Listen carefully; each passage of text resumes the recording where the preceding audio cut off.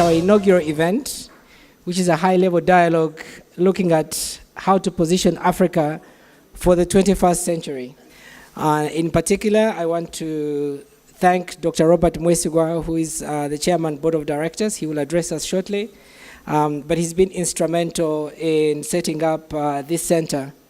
The Africa Strategic Leadership Center is a new think tank which we are launching with our inaugural event today.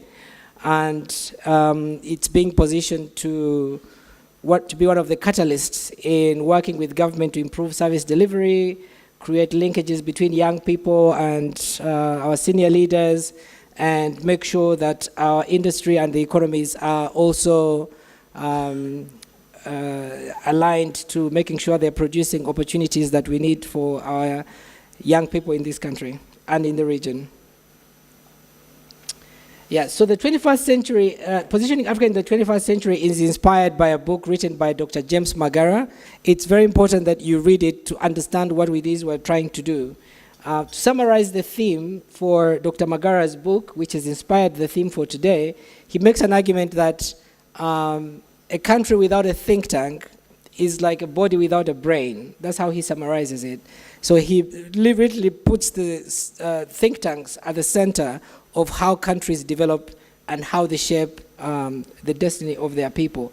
So the Africa Strategic Leadership Center is a response to making sure that Africa is positioning itself against so many other global forces, the emergence of China as a superpower and how it's engaged in Africa, the challenges of climate change and food security, mostly in developing countries and the developing world, our youth bulge and how they're engaging with the new technologies and, and social media and access to smartphones, making sure that it's used for productive purposes, but also making sure that our demographic dividend, which everybody keeps talking about, young people in Africa, our biggest resource, is harnessed to make sure that Africa is positioned to play a leading role in the world. So I have the pleasure, therefore, of inviting our chairman, Dr. Robert Mwesigwa, who has been a lead champion and a great supporter of making sure we see this come to fruition, to come and make our brief remarks. So Dr. Mwesigwa is a businessman, first and foremost. He's a philanthropist, which is how he supported the establishment of this, and a political leader as well. He's the executive chairman of the American procurement company, Amproc Inc., which is a sponsor for this event. And he has previously served as Malawi's honorary consul to Uganda. He has over the last 2 decades, he has 2 decades of valuable experience in business leadership with investment in various sectors, and the center is honored to tap into his strategic foresight. As a model global citizen, he's passionate about climate change, environment, and the wildlife conservation and tourism development.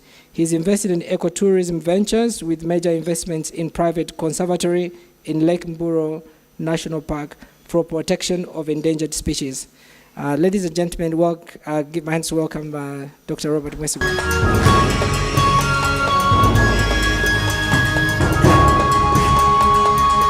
Thank you, Awel. Our distinguished guests, our panelists, the board members, ladies and gentlemen. May I take this opportunity to request the Right Honorable former Speaker of ESC, Dan Chidega, who is our board member. May I also request Dr. Korir, the legal advisor of the Deputy President of Kenya, who is our board member. May I request Professor Suzy Mwanga, who is our board member, to stand up for recognition. Honorable Betty Gombe, I think she's not yet in, she'll be coming shortly. Those are our board members, and indeed our associate director, again, Awel Owihangane, stand up for recognition. And Dr. Robert Mwesigwa, the one speaking as the chair of the board. Ladies and gentlemen, I also want to request our champions, people who have been behind this in one way or another. Most of them happen to be public servants. Please, I will request you to stand up for recognition. I start with Ambassador Ayebare Adonia, our resident ambassador to the UN. Mr. Bemanya Tumwebaze, stand up for recognition. Is here? Yes. Ladies and gentlemen, Africa Strategic Leadership Center, the initiative started by those champions, by the board, and indeed this morning by yourselves. What is our mission? Our mission is basically in three folds: to do research, to dialogue, like what we want to do this morning, and inform policy. This is our strategic mission. And it's a mission for what? It's about Africa. I have a statement in your handbags, in the bags that we are given. Africa, with our population of 1.2 billion, which is the second largest continent in the whole world, but lagging behind, I will not repeat what Awel said, in many of the issues that shouldn't be in a population of 1.2 billion. A population of 1.2 billion, a young population of around 200 million youth between the bracket of 15 to 24 years old. Not talk about the natural resources of Africa.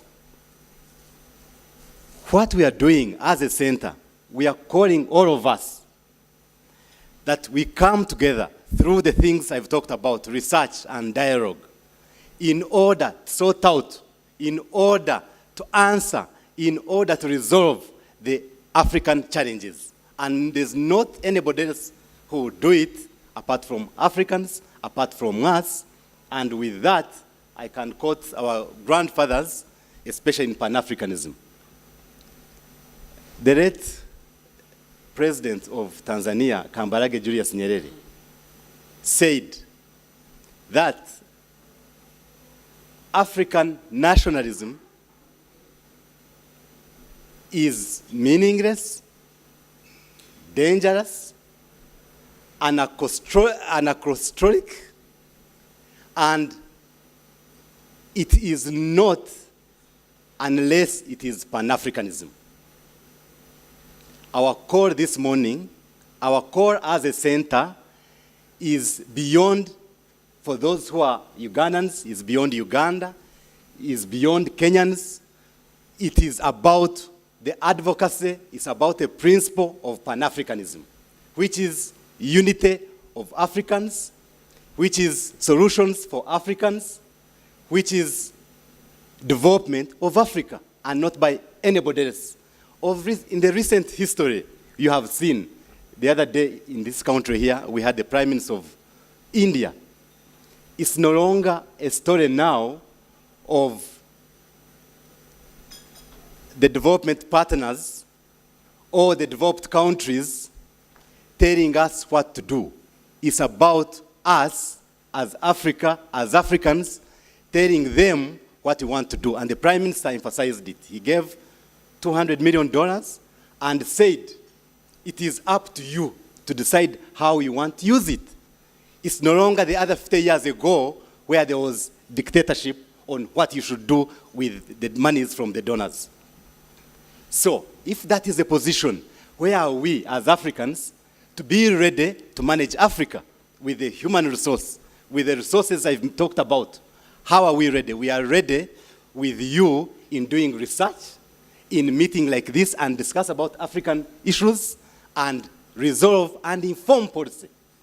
Because our core, apart from the launch and dialogue, our core mission shall be the Africa Now conference, which is going to take place every year, and beginning next year in March, where we shall have leaders of the different states in Africa, leaders in entrepreneurship, leaders in academia, leaders in civil service, so that we, in civil society, so that we come together, and public service indeed, so that we come together to resolve, to get our own solutions in our own African way.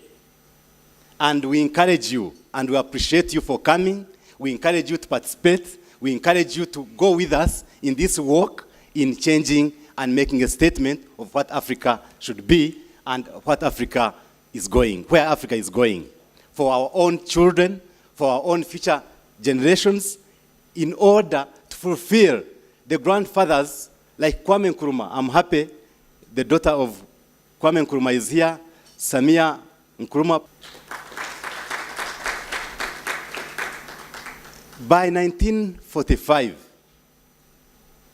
a man called Kwame Nkrumah was leading a Pan-African convention in London. How many years are those? Since then, what has happened in Africa? This is our call. It's our time that we promulgate, we push, we fight for Africa to be what our grandfathers fought for. Ladies and gentlemen, we want to invite you to this dialogue and launch, and we want to thank people who have already come out to work with us. The government of Uganda, the Prime Minister, who will talk about it, has already issued directives to different government departments on how they should rate with us. Institutions like Makerere, tomorrow we are signing an MOU with Makerere University about our activities. Makerere University, the other day when we were meeting with them, we were informed they have over 60 professors. Then why or how come we cannot have an informed research if we have this kind of caliber of human resource? Our call to such institutions is to work with them, do research, and then inform policy to our governments. I'm also happy to introduce to you Professor Ed Maroc, who is here presenting African Union. He comes with very big knowledge about Africa. He's been participating in Africa. He's been funding different agencies, like in Uganda here, the National Planning Authority. And he has already called for us to meet with him and also, where possible, have an MOU with him in order to promote our initiative. And we thank you for that. When we are talking about Africa, we talk about the youth. If there's any person who has been pushing for the youth participation in different activities, is Irene here. And we thank you, Irene, for that. We have Chairman Mao. Chairman Mao, the president of DP. Please stand up for recognition. Norbert Mao. This initiative is not partisan. It's about Africa. We are not partisan. We're talking about Africa, and any persons, any human resource, any African who can contribute in one way or another is most welcome. And that's why we have diverse people from different political background. They are all welcome to contribute to what Africa should be. Mr. Hwim, the MTN CEO. I want to request our audience to clap for Mr. Hwim again, because as entrepreneurs, MTN has already gone ahead to commit to contribute for our initiative for the next 3 years in all our conferences every year for the next 3 years. We thank you for that. May I now request our senior person, Honorable Betty Vigombe, senior citizen. Thank you very much for coming. Ladies and gentlemen, this initiative, I come from an entrepreneur background. It is going to be led by entrepreneurs. Entrepreneurs will never fail. That's why MTN comes all of a sudden within a few days to say, where you are going, we can see. We are ready to sustain that for the next 3 years. Entrepreneurs who are here, we want to work as a business. We can never fail, and our mission is to turn Africa into what Africa should be, is to help our youth, our women in Africa, and God bless you all. Let us work together to to promote what we are starting. Thank you very much.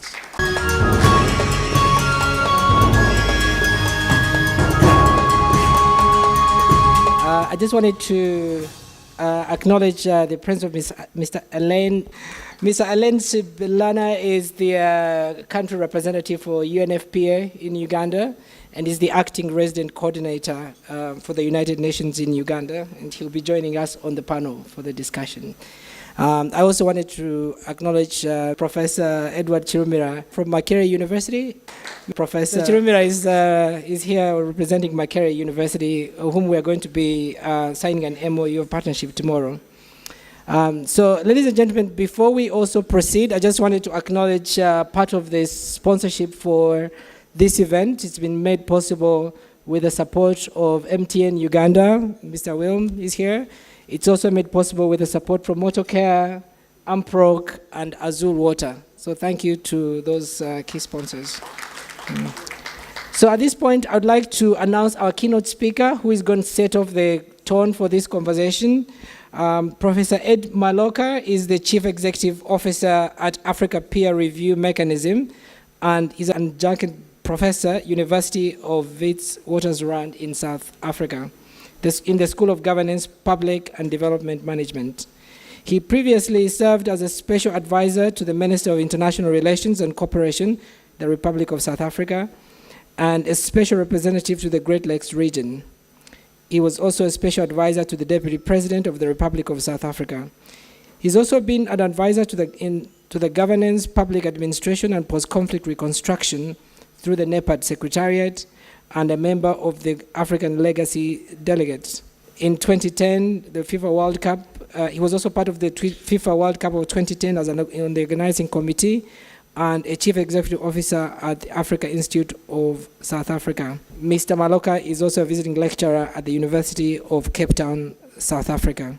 Ladies and gentlemen, allow me to invite Professor Eddie Maloka to set the tone for this conversation, and then we'll invite our panel to engage in this discussion. Thank you very much.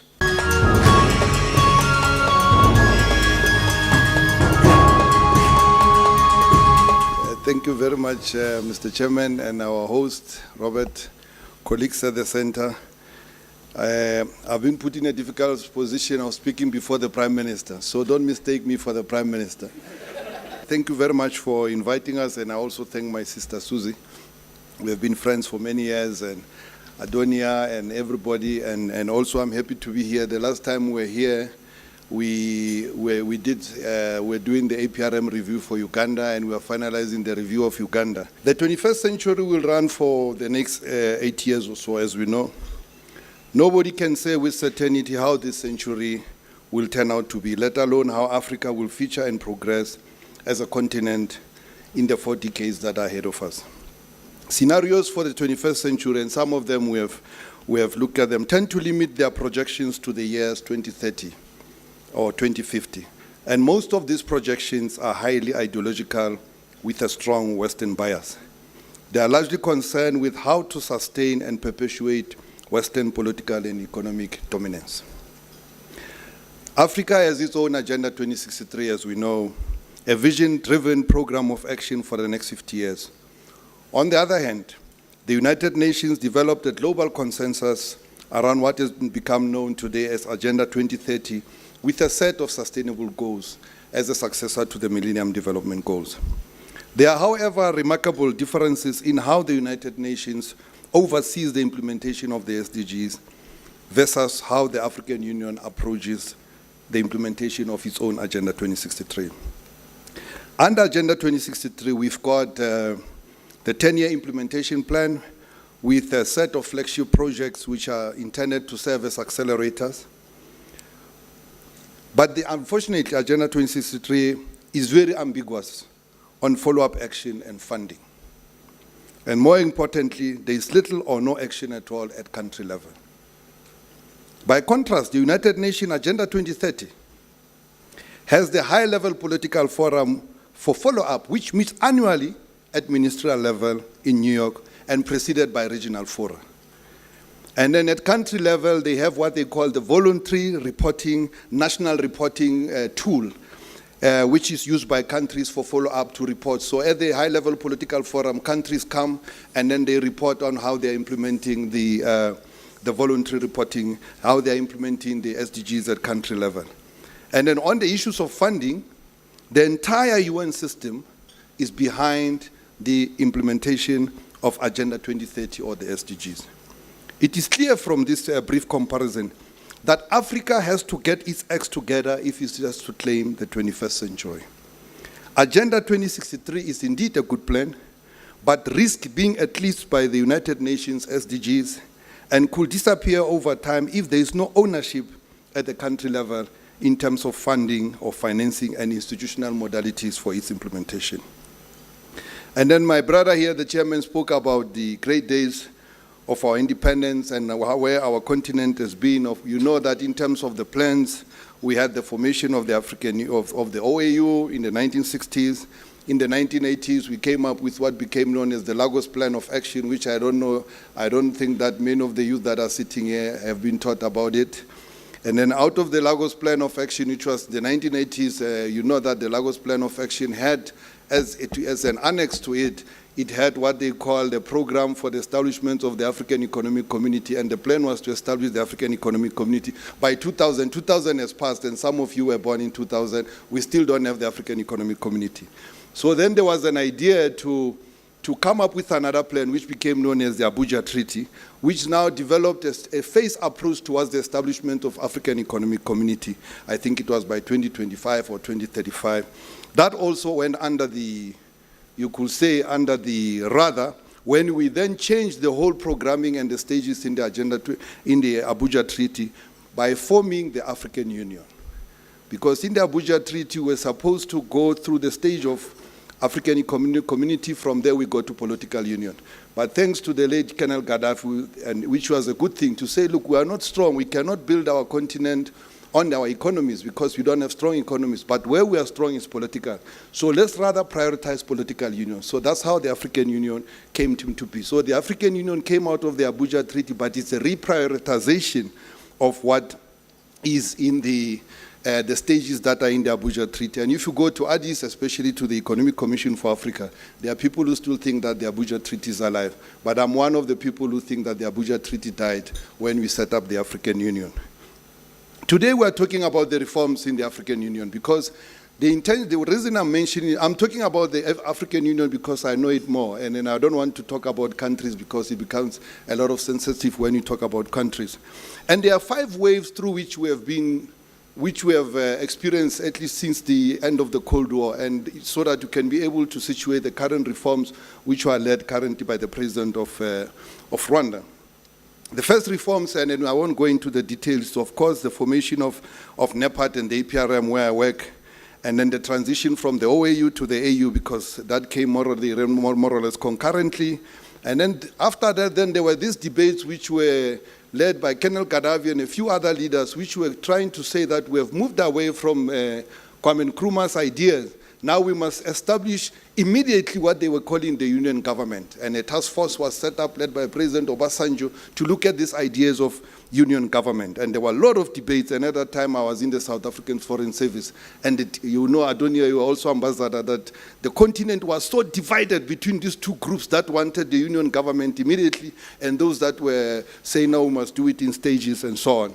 And then, of course, we had the audit of the African Union, and then the emergence of the shared values doctrine. So we have all this set of instruments which have now constituted the body of shared values. And then one of them is a rejection of unconstitutional change of government. So these are some of the progress that we have really, you could say, registered as a continent. The rejection of unconstitutional change of government is very important because you know what brought an end to Kwame Nkrumah was a coup against him. So a coup became a phenomenon for changing power in Africa in the 70s and into the 1980s. But once the OAU from Algiers in 1999 took a decision to reject unconstitutional power, or those leaders who come to power unconstitutional, that changed the ball game on the continent. But now the struggle is around how leaders now, it's around other challenges out of that. But now no leader in Africa can come like before. You stage a coup yesterday, and tomorrow, the following day, you are sitting in the summit of the African Union. It never happens today, and it's one of the achievements that we need to to celebrate. And now we have set for ourselves a target for silencing the guns in Africa by 2020. I'll come into that and some of the issues later. But what are the few lessons that we have learned over the last few years since the 1990s, etc.? The first thing that we have learned over the last few years is that we have to own our problems. And then the second thing is that we must finance our own solutions. I'm happy that, my brother, you are emphasizing the issue of entrepreneur, the role of entrepreneur. And then the third lesson we have learned is that we cannot adequately address the problems of our continent without addressing decisively the form and character of the African state. Because part of our problems on the continent, we've got good leaders with good intention, but it's been the state, the character of the African state. And then the fourth thing we have learned is that African people are a resource. They are not an impediment or an inconvenience or an inhibition, something that is there, a stumbling block, but they are a resource on which to base the development and the future of our continent. And then finally, the lesson is that relations with our former colonial masters remain an albatross around our neck and impact our continent in different ways from region to region. And I won't go into a lot about that. Susie's here, she can talk about it. She's an expert on former colonial masters.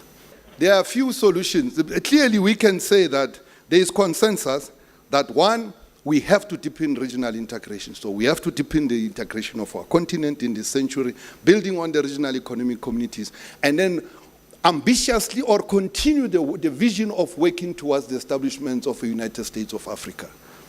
And then secondly is that we must work for change, but this change must be transformative. It should not be cosmetic, it should not be cosmetic, so it has to transform our own continents. And then finally, it must be people-driven. So I want to quickly scan through what I think will be the key drivers influencing the 21st century and how Africa fit into them, and we can perhaps during the discussion touch on some of them. One key driver, of course, is the continuation of Western domination. And for us as a continent, it's very important. So we shouldn't assume that the West is going to disappear and its influence on our continent is going to disappear in the next 20, 30 years, because it's so structural and it has survived so many, probably 200-300 years. So it's not going to disappear easily in the 21st century. If it will disappear at all. So we should assume that it will persist, but it will not be unchallenged like before. And Trumpism has exposed the fragility of the transatlantic alliance, and Brexit demonstrates how difficult it will be for Europe to remain a cohesive and united force in the 21st century. And there are a few implications for Africa which I need to single out. Is that the West are our former colonial masters. So they'll continue to pull the strings. They'll continue to run our economies. They'll continue to control our economies. They'll continue to interfere. And they will continue also to run, to own the resources, the natural resources. So they are affected. They are our colonial force masters, and they are very strong, and they exist. They are not a fiction created by some Marxists. They are a reality that is there and real, and we have to deal with them as a reality. And then as a result of this, the continued dominance of the Western, you could say, at the global level, and I'm using West I have not problematized it, is most likely to result in more wars and wars and wars globally. You see in the Middle East, the wars in the Middle East are as a result of the interest of the West trying to contain certain powers in that region, particularly Iran and Syria. So and protect Israel at the same time. So as a result of that, you see all these conflicts creating wars in Iraq, creating wars in Syria. But also there is a concern now about from some of the countries in the West about the rise of China and Russia. So there's a lot of concerted effort to aim at trying to cap the rise of China and the rise of Russia. So as a result of that, so there's a lot of instability, as you know, in East Asia, around the South China Sea, and also, of course, around Russia itself with the issues of Ukraine and so on. So the projection that I'm suggesting here is that as long as the West is a dominant force and there's the emergence of all these alternative forces, the likelihood of more regional conflicts emerging becomes a possibility. And then the second key driver for the 21st century is the rise of the South. And a lot of people have spoken about it and have written about it. There's even a UNDP report on the rise of the South. And the rise of the South on the back of China, Brazil, India and other countries, especially Indonesia, building on the population, the economic might, and so on. And as you know, in the next, by 2030, 2040, in fact, currently China is the biggest economy in the world. But I was told by our statisticians that there was a team, there was an international team of statisticians to measure the size of the economies. And when this team came together and to release its results, and it had China as number one, the Chinese delegation went behind the team and said, please, don't make us number one. We want to remain a developing country. But anyway, all the projections suggest that by 2030 or so, China will be the biggest economy in the world. Maybe the US will be there. India will also move up, etc., etc. So what we know as the North-South divide of the 20th century and even the 19th century is going to disappear, or is in the process of disappearing. So where are we going to be part of this rise? My brother suggests that we will be. So the advantage for Africa is that the rise of the South could result in the dispersion and the fragmentation of power at the global level. So you'll no longer have one force, you will have multiple forces and multiple forces globally, and it could provide space for Africa to move. So Africa as a region has to rise, and as you know that in some of the studies, I saw in your own document, and some of the studies that have been done about the global economies in the next 20, 30 years or so suggest that countries like Egypt, Nigeria, South Africa could become and be among the top 50 economies of the world by 2050, and so on. The third driver is the resurgence of Russia. And I've mentioned it before. And this changes, the power came in the UN Security Council. If Russia were the Russia that it is today, when the war in Iraq started, that war would not have taken place. But now the Security Council has become a very difficult area for maneuver by the Western powers. And so the rise of Russia, it introduces a new element in the end of the Cold War. And it provides Africa with a space for Africa to be able to pursue its interests. It's more difficult for Africa to operate in a unipolar system because you get intimidated and bullied. But when there's multiple forces globally, then you are able to bargain and to play one against the other. So it is in our interest to have a multipolar system that is diversified, that is multiple, where you don't have one single power dominant, but you have a number of powers, because there you are able to exploit spaces that are there, to play one power against the other, to negotiate, to do this. But when you have one single power, that power can blackmail you, can force you to do certain things. And so it is in our interest as a continent and into the 21st century to work towards this kind of dispersion of power and the fragmentation of power instead of one power, all power located in one area at the global level. So I'm not pro-Russia, but the rise of Russia is in the interest of Africa. And then, of course, the obvious one is the fourth industrial revolution. Our youth, they talk about it. The world of World Wide Web. You know, we live the physical world, but there's also the world of the internet. Everybody's on Google. You find everything there. Susie's there. Your face is so beautiful on Google, by the way.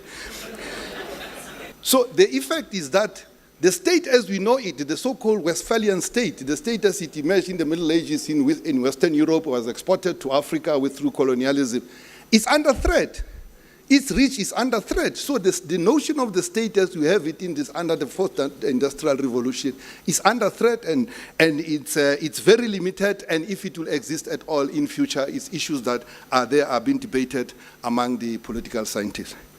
And of course, we live in the world of data revolution, data analytics, invasion of privacy. You know, my phone is on there. I left with Adonia. And you know, GPS is American military technology. If anybody in America, they want to find out where's Eddie Maloka, they'll know exactly where I am. They just need to log into and then through GPS, they'll know where I am.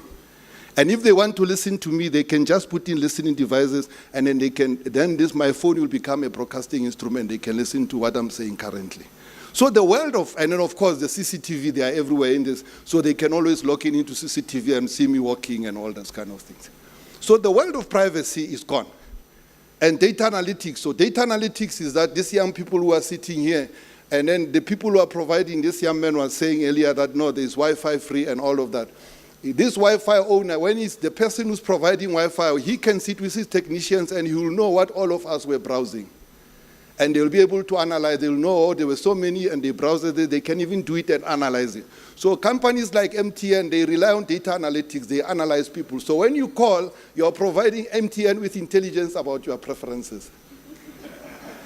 the things you like, the sites you visit, and then they know that in Uganda we must target shoes, we must target hair for women, because they get this information not through interviews, but simply from the calls and the browsing you do. So that's the world of data analytics. My brother is nodding here, he agrees.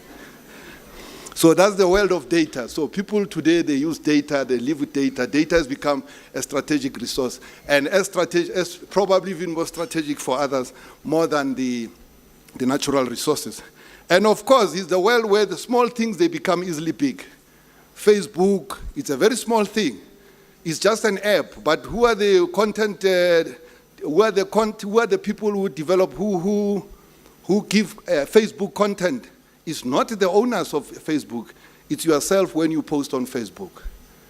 So you look at Uber, Uber is just an app, and so on and so on.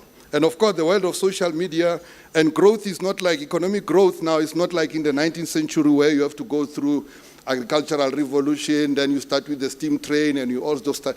In the 21st century, growth is going to take place in exponential, no longer in the linear fashion. So Africa has to position itself and look at the tools. And of course, finally, under this, I put in also outer space exploration. Of course, you know that there's a big research going on. The Chinese have joined a little bit, but certainly led by the Americans and the Europeans, to try to find an alternative Earth. The question, it's in Hollywood movies, but it's real. What happens to us if something happens to this planet? We are all going to perish and die. So there is a lot of scientific effort invested in trying to discover and find an alternative Earth. And this is going to happen in the 21st century. Currently, as we speak, they are planned manned mission. Man, it means men and women. Manned mission of course, of no return to certain planets or certain solar objects in our planetary objects in our solar system. So there are plans to send humans to Mars, and you go there at your own risk. You know you may not come back. Even the private sector is involved. Virgin is investing heavily also in outer space exploration. And one of the benefits of outer space exploration is mining. The meteorites that are going around this planet, which can hit us anytime, many of them are mineral rich. So whoever gets there first is bound to be richer and richer and the richest. And Africa, we don't have an African Space Agency. We have something that looks like it, but it's not an African Space Agency, because if you just have a satellite for weather, we don't even have satellites. I don't know how many countries South Africa has satellites, but those satellites are just for here within our range for weather, for all. We don't have satellites, and we don't have the capability as Africa to reach any planet, not let alone the moon in our solar system. So those who are going to reach first there are going to be the leaders of the 21st century. And Africa, I don't know whether we are going to be there. And for Africa, really, this is here the point I'm raising this is that if we do not take advantage of all these advances, technological advances that are happening under our nose, we could find ourselves left further behind, further marginalized, and we could be sitting here and fighting among ourselves for land in Kampala and so on, and others will be sitting in mass on the beach. So that's the scenario we are looking at for the 21st, and then we'll be here being policed by our own leaders or others, but then those who own the things will be sitting in mass there, basking and enjoying themselves on the beach and so on, looking at us through the telescope and so, oh, they are there, they are fighting, let them fight, etc. So of course, the fifth key driver I've put in here is urbanization. Of course, a lot of things have been written, and African cities, as you know, especially Lagos, are projected to be among those that are growing, the cities that are going to grow the fastest in Africa. Kampala is changing. You just look with the traffic. So you can imagine Kampala in the next 20, 30 years when these kids are parents and all those kind of with their own grandchildren. So African cities are going to explode in this century.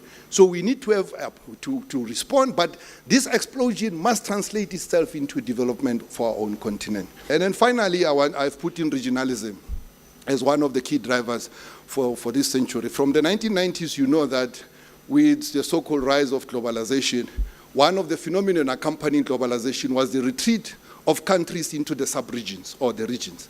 In our case, of course, was the formation of the African Union. So in as much as the world is becoming more and more globalized, at the sub-regional level, countries under fearful of this globalism. They have ganged together into their own regions to try to manage the environment, to deal with issues of security, to try to promote economic cooperation among themselves. So the regions are there, and of course the most advanced region at the moment is the European Union. And I think the strength of the European Union is in economic integration. But the second after that, in my view, is the African Union. We are weak economically, but we are the most united region in the world politically. My brother here is at the UN. He knows that at the United Nations, it's very, very rare for African countries not to act together. We coordinate action, not just positions on key global issues, but even on candidatures.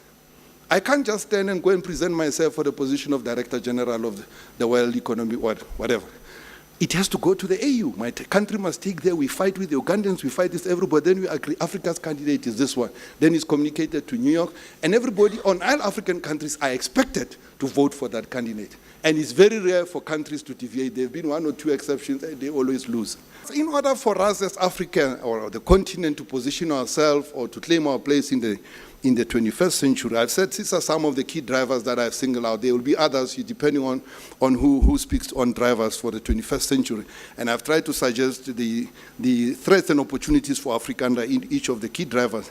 But I think there are 4 areas of terrains of contestation. So I'm using terrains of contestations, you'll forgive me. I'm from the ANC, the African National Congress.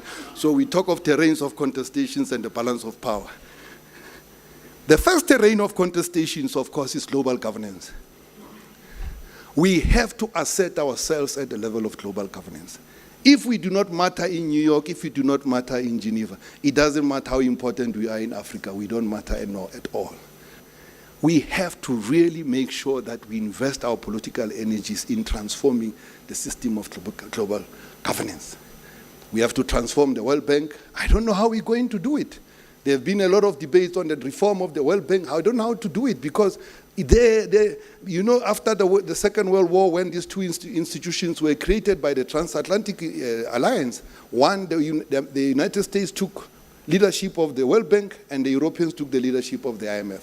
And then there's a formula of how to share power internally. To change it is not easy. And then worse still is that in the Security Council, you have the permanent 5, and around the permanent 5, you have the countries that have rotating membership. So Africa has 3 seats. But the A3, the African 3, really, it's very rare for them on key issues of global security. It's very rare for them to vote together. So we don't have enough weight there. You put under so much pressure by members of the P5 that it becomes difficult for Africa to coordinate its own positions in the Security Council. And my brother is here, he'll correct me later. He sits on the Security Council. And then we have what we call the Ezuluni Consensus, which is the African Common Position on the reform of the United Nations. It's a very good position, but it was done in 2005 or 2008. It's too old. So what has happened is that if you go to the Assembly of the African Union, we are going there in January. There is a committee of 10 which is led, it was led by Sierra Leone. Now it's chaired by Uganda. It's now chaired by Uganda. I'm sorry, I'm talking to the chairman. I hope I'll be able to leave the country. Thank you very much. There's a standard decision. Diplomats, what we do in multilateral order, we draft decisions before the meetings. We just complete the specifications after the meeting or during the meeting. But when you go there, the draft decisions are ready, 80-70% ready. So we only put the speaker and we only so this one decision is one of the decisions that when it goes there is 99% ready. It's welcome the report of the C10, congratulate His Excellency President this for well good done, and urge the African group in New York to continue to articulate. That's it. And it has been there for the last 15, I don't know how many years, since the Ezuluni Consensus. But what has happened then is that in the process, African countries have abandoned the Ezuluni Consensus, have joined different groups in New York. Because the negotiations are very dynamic. There are all these groups coming out on this, coming out on that. So African groups now, they don't know what to do. So you have the Ezuluni Consensus in Addis. In New York, African countries belong to different groups. So, well, we have been trying, and I will say so, we have been trying. When I was in South African diplomacy, we used to try it. We have been trying to reform or to change the Ezuluni Consensus, to say we must revisit it, we must have a retreat of the Executive Council, but it has not happened because countries are happy with it that way. But the effect is that Africa is not effective on the debates in New York around the reform of the United Nations, let alone the expansion of the Security Council. Because what is supposed to be our common position is outdated, is not flexible. So this is the issue of global governance. The second issue is about global security, and I'll not go much into it because I don't have time. And here the objective of Africa is for peace. So we really have to work for peace because peace is directly in our interest. And then, of course, we have now the coordination between the Security Council in New York and the African Union Peace and Security Council, which is very good. And in the region here, there is a lot of coordination between the African Union Peace and Security Council and the sub-regional mechanisms. Like our sister there, she worked for the ECOWAS panel of the WISE. So in terms of intervention, and she's busy in Comoros and other countries, it's the sub-region that intervenes. But there's a lot of, so at that level, the architecture is very clear and it's improving and so on. But the whole idea of silencing the guns by 2020, I think for me is not going to happen. 2020 is 2 years' time. I don't see conflicts in Africa disappearing at all of them in the next 2 years. So we really need to go back to the roadmap and a few other things, and I'll table it there because I don't have a lot of time. But just to say that these peace and security challenges we have to deal with moving forward is the big problem of electoral violence. Secondly, in the region here, the problems of terrorism. And then the third one is regime change destabilization, the one we saw in Libya. Libya is a product of the regime change attempts by the Western powers, not even achievement, because Colonel Gaddafi was also killed. And then for the region here, of course, we have to deal with the problems, the historic problems in the Great Lakes, particularly in the eastern part of the DRC. So really, this is the second area or terrain of contestation. The third one is development, and here the issues I spoke briefly about, the SDGs, and then the issues about CFTA, the expansion of intra-Africa trade, and the issues around climate change. They say you are a champion. And then finally, of course, the fourth terrain for contestation is the partnerships. So Africa enters these partnerships we have one with the Chinese, which we call FOCAC. We have one with the Japanese, we call TICAD. We have one with the UN, and so we have three types of partnerships. We have one with the UN, which is a multilateral organization. We have one with the region, so Africa to the region. The one with the best example is our partnership with the EU, and then we have the one which is Africa to a country. So this is TICAD, this is FOCAC, and so on. But the issues here, and some of them have been resolved under the AU, is to change the power balance. Because some of these countries come and partner with Africa in order to enhance their global standing. So you have a country that is average size coming to enter into a partnership, and then one president sitting with 54 presidents of Africa. It's a very big picture and a good picture for his people to say, look how powerful I am. So Africa is trying to change that. So the issue, so we have to make sure, and we are rethinking all these partnerships to make sure that they benefit us. And then I'm just tabling a question for the panel. Is the United States of Africa feasible in the 21st century? I think the issues there will depend on the performance of the African Union and the REX, and it will also depend on state sovereignty, and to what extent will it survive in the 21st century, and how much investment the leaders will put into the sovereignty of states. Because one of the problems is that, my brother, they say you are a political leader, you have your own party, you are investing in elections. By investing in elections, running elections, planning, making long-term strategies, you are delaying the United States of Africa because you are investing in state sovereignty.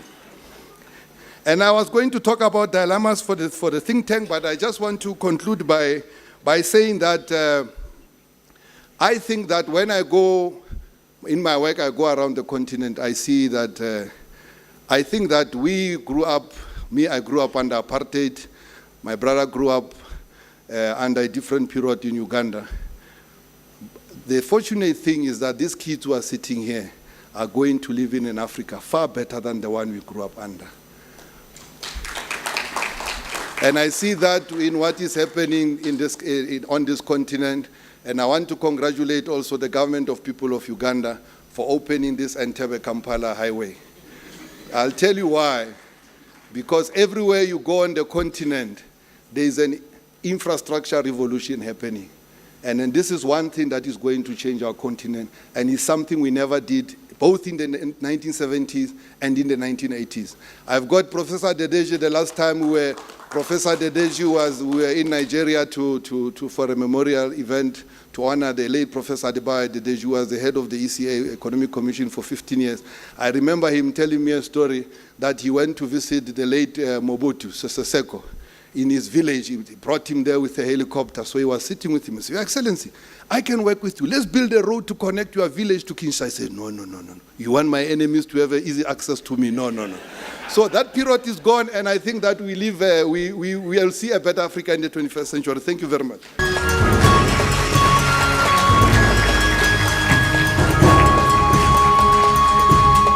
Thank you, Professor Maloka, for those great insights. So I'd like to announce our panel, so we'll go straight into it. It's going to be chaired by a great man, a really great and seasoned journalist, Alan Kasuja, who works for the BBC. But for now, I will quickly introduce the members of the panel. If I do introduce you, I would request that you come and take your seat, and then Alan will take over the session. So our first speaker I'd like to introduce is Ms. Samia Yaba Nkrumah. Ms. Samia Yaba Nkrumah is a daughter of the Pan-African icon, Kwame Nkrumah, who every single person in Africa definitely knows. So we're very privileged to have you, Samia. So Samia is the only daughter of Ghana's first president, the legendary Osagyefo Dr. Kwame Nkrumah, and his Egyptian wife, Madame Fatia Halim Rizik.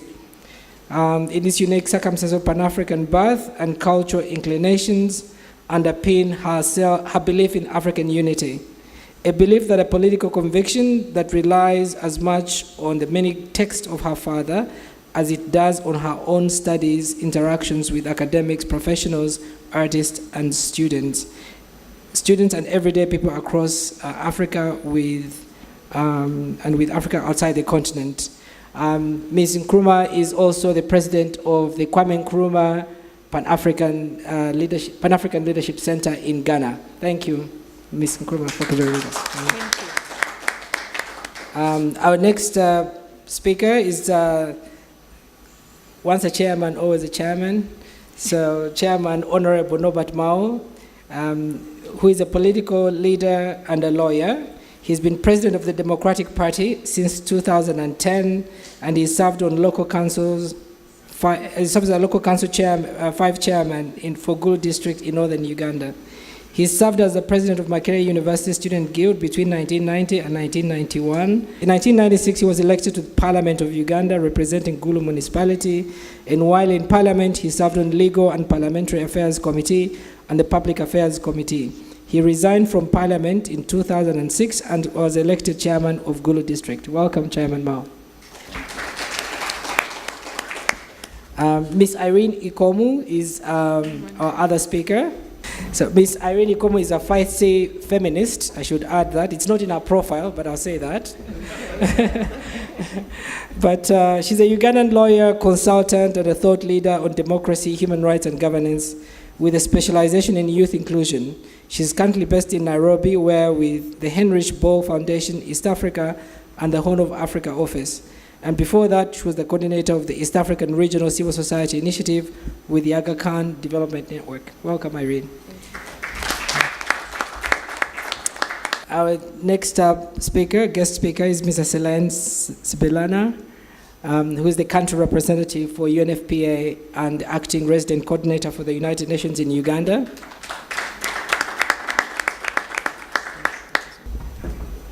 So Mr. Sibenala is from Luxembourg. He's worked with the United Nations since 1986. He holds various degrees from the University of Montpellier, the University of Paris, and the University of Stellenbosch, specializing in migrant labor, political science, and management. He has previously served as UNFPA country representative in Sri Lanka, Cameroon, and in Maldives, and deputy representative in Afghanistan. And in quote, he says, when one talks about entrepreneurship, you need to look at internet-based technologies, what it brings to young people, And innovation isn't bringing something new, but it's renewing it. Thank you, Mr. Mayor. Our two other speakers is Dr. Korir Sangirawa.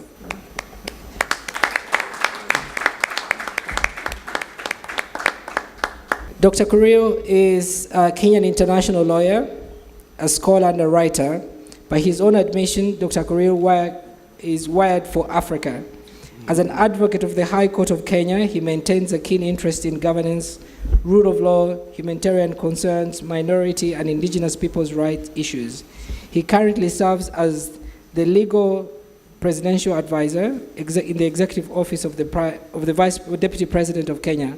He has in the past served as the research fellow at the Center for Justice, International Law in Washington, D.C. Welcome, Mr. Korir. Our last guest speaker is Mr. Wim van Lupet. Mr. Wim has been Managing Director of DRC at Bati Airtel Limited since July 2015. He served as the Chief Executive Officer of Uganda at MTN Group Limited. He has previously served as the Chief Executive Officer of Tehad at Global Telecom Holdings and also served as Chief Executive Officer at MTN in Cote d'Ivoire since 2004. We're going to be honest in the course of this conversation. We're going to cut out all the rubbish and get straight to the point because the issues at hand are very important.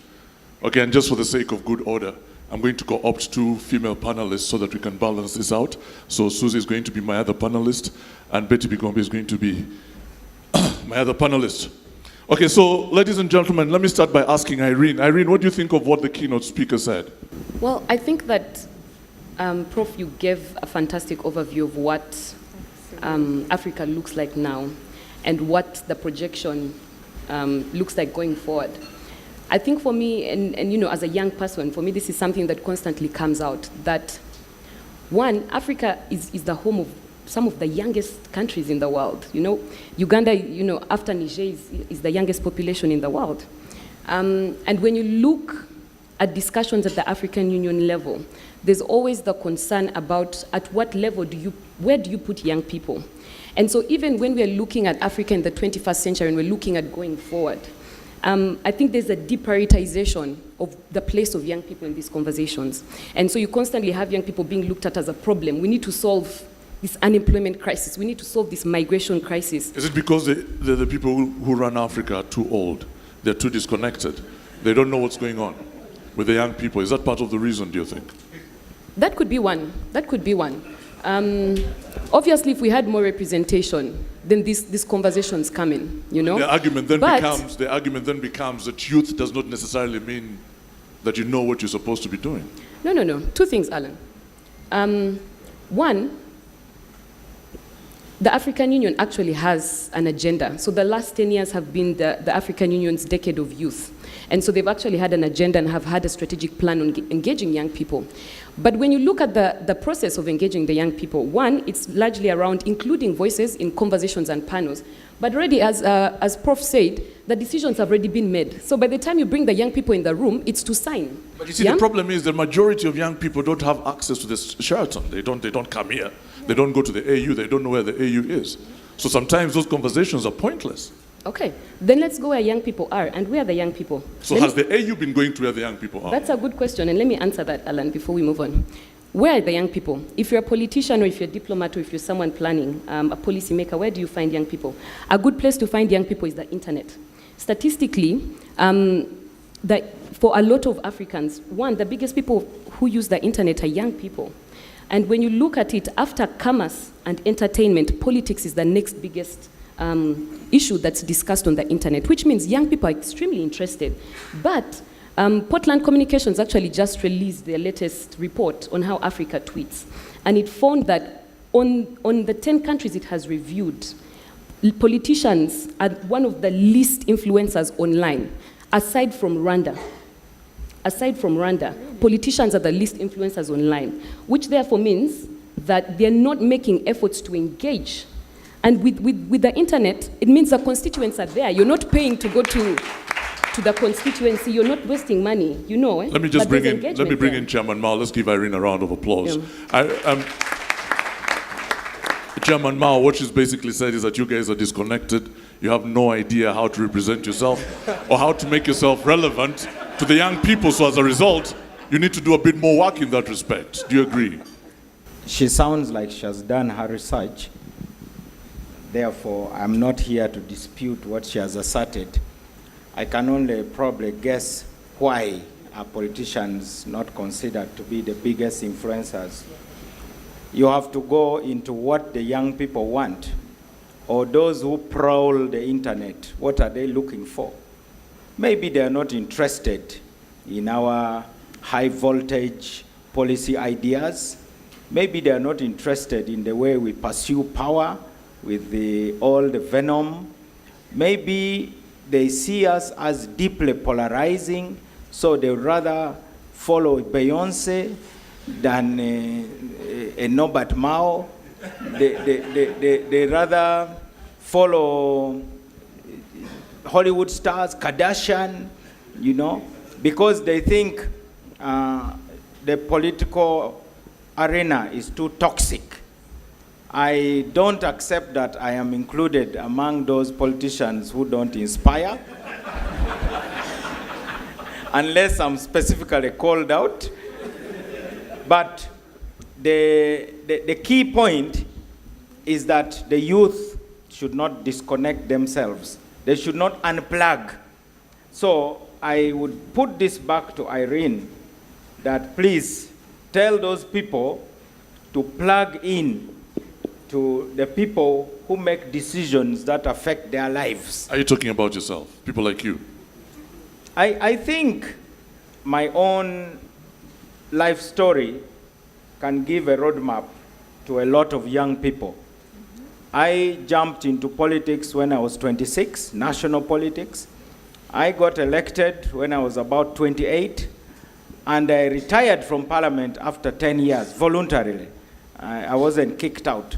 So I'm not one of those who are of the super glue generation of leaders. Also, I try my best to be a unifier and not a divider. So alone I cannot do much. So I would like people like Irene to challenge the young people and to connect also to the message of our keynote speaker, that the answer to power is power. I think that's how I would summarize your address. And power exists in many forms. That is the only way. So young people, rather than booing those who make decisions that affect your lives in terms of education, health, jobs, taxation, whatever, you should try and find out how to influence them. You have been called catalysts. Now you need to know what a catalyst is. A catalyst is something that speeds up a chemical reaction. From my chemistry lessons, I know that if you put hydrogen peroxide for a long time standing still, it can actually lose one molecule of oxygen. Hydrogen peroxide is 2 molecules of hydrogen and 2 of oxygen. To lose one and become water. But that will take a very long time. But if you add potassium permanganate, then the one molecule will flee very quickly and you have water. So that is what the young people need to do to be organized. Shouting at those who you despise but who have power may not serve the African agenda. Interesting. Let me just bring in Sumaya now, and I wonder if there is an issue there to address as far as the politics of the continent is concerned. Is politics the problem? Okay, it's obvious that we do, but I'd like you to explore that a bit. Thank you. We obviously do. But actually, politics is the solution. You see, I want us to just go back a little, because in Ghana, in one of our local languages, we have a concept called Sankofa, which means to go back and pick it up, to use it. Now, I loved our lecture this morning. I think it said everything. I want to touch on one thing. The original African unity concept was for political unification to guide all other forms of integration. The truth of the matter is, we did not listen to Kwame Nkrumah. We have to admit it. We rejected his idea. I hear humorously that some leaders were saying, how can we go back to our countries not as leaders if we all submit to an all-African Union government? But you know what? If I were president of a country today, I would be so happy if I were the head of the state of Ghana that is part of an all-African Union government. So that ideal is fantastic. It sounds good. Yes. But we are 54 different countries. There's been an attempt to pull that off for a very long time. In this day and age, how would it work? No, the attempt has been amongst some leaders, amongst some bureaucrats. The attempt has never been at grassroots level. There has never been popular participation in the concept of African unity. And this is what we need to do today. We need to make sure that that idea, those advantages, many of our excellent politicians, intellectuals, we understand why we must unite.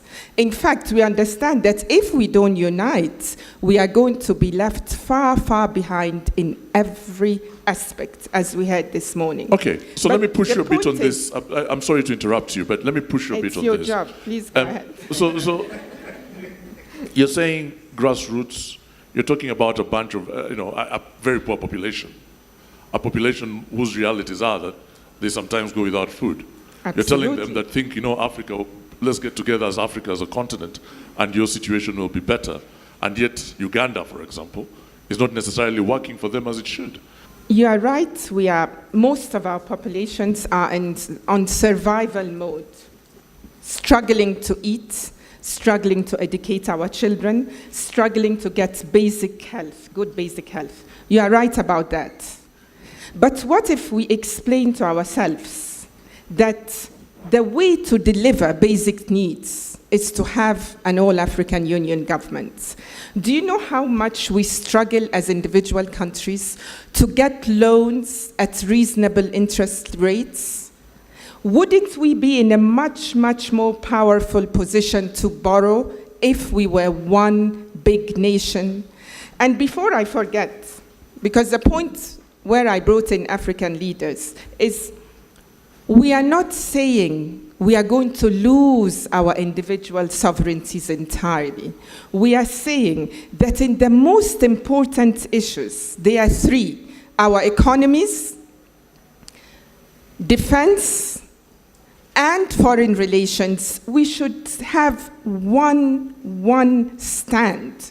Because which government will not have its own currency, its own monetary zone, its own central bank of issue? Which government? So all these problems we are haggling over individually, like common currency, even the recent free trade area, continental free trade area, they wouldn't be on the table if we were one government, really. But we are saying you are not going to lose your sovereignty entirely. In all other matters, apart from those three big issues, you are free to enact your own policies. So you will still be head of state of Ghana, of Uganda, of Guinea, but in those aspects that directly affect the average African, we need to be one. That's all what we are saying. Dr. Korir, what do you think? Thank you very much. I think it's a fascinating conversation, but I sort of feel like there's a bit of a conceptual challenge, in relation to the idea of, of an African, government, an African Union sort of government, because I think research right now seems to favor the idea that service delivery is much more effectively implemented if we are decentralized. So the whole idea being that decentralization, devolution, local governance is what accelerates service delivery to the poorest, to that guy you were talking about. All right? So how does research, how does that body of research, then how does that get reconciled with this whole idea of a massive African continental government? I think we need to sort of look at, what advantages would accrue, and some of the advantages are clear. I mean, the economies of scale, greater negotiating capacity, for the continent, removal of barriers, managing diversity and identity issues that are much more salient, within a nation state, among other advantages that could accrue, are also quite evident. And so I think we really need to have an honest conversation around this and look at it really as a project that needs to start, like Samia says rightly, it needs to start probably at a much more lower level. If we rationalize our states, if we deepen inter-African trade, if we open our borders, if we remove barriers to movement around visas, for example, that begins to build a certain level of trust and confidence, which can then enable us to build into that big idea around one government. Okay, does anybody in the audience have any thoughts at all? Anybody? Brigadier Moses Reshtarati, ladies and gentlemen, Uganda's defense attaché to Brussels. Let's give him a round of applause. Thank you very much, the panel. I think one thing that is very important, what the young lady said, is that in the African concept, where we have borders, where we have barriers, where we have even enemies, this president does not talk to this president, there was something that has fundamentally changed. That is the internet. The internet has broken barriers. So it has made communication easy. But what hasn't changed is the physical communication. I was trying to get to a wedding at Victoria Falls this weekend, but I was going to be coming from Dar es Salaam. In history, I know Tanzania and Zambia are the closest friends over time. They even have a railway, Tanzara. But the ticket from Dar es Salaam to Victoria Falls was as expensive as my ticket from Brussels to here. And I was still not going to go direct. I was going to fly to Addis or fly to Nairobi in order to get into this thing. So what we need these young people to understand is that the older people should now bend onto the physical barriers and join the young children on marrying that global thing the children are very useful in, because that's one. Number two, my only position on Africa is independence. First when you get independent, then you move on. Recently, in this world, this is just a point for you to think, is that somebody went and created something, made it finite, and put it on the market, the Bitcoin. Then it went into the roof. And those who were interested took part in looking at it. What if Africa does that for itself?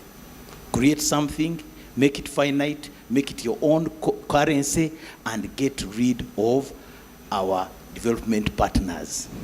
Because they know your pain less than you know it. You know your pain, fight your pain out. Thank you. And on these issues of integration, Susan, do you think it's achievable? Do you think it's actually possible that African countries, which are very which are so disintegrated in many respects, can actually come together and form this super state that is Africa that everybody here seems to talk about? I'd like to defer to Samir's idea. Regional integration schemes tend to fall down on the idea of sovereignty, usually articulated by those in power, and the idea that they cannot make decisions for the citizens and within their own borders. However, if you were to take the idea that Samir is presenting, the idea that you will continue to be the leader, you will continue to be able to transact as a country, nonetheless have reserved 3 areas that you interact with others and come together as a force.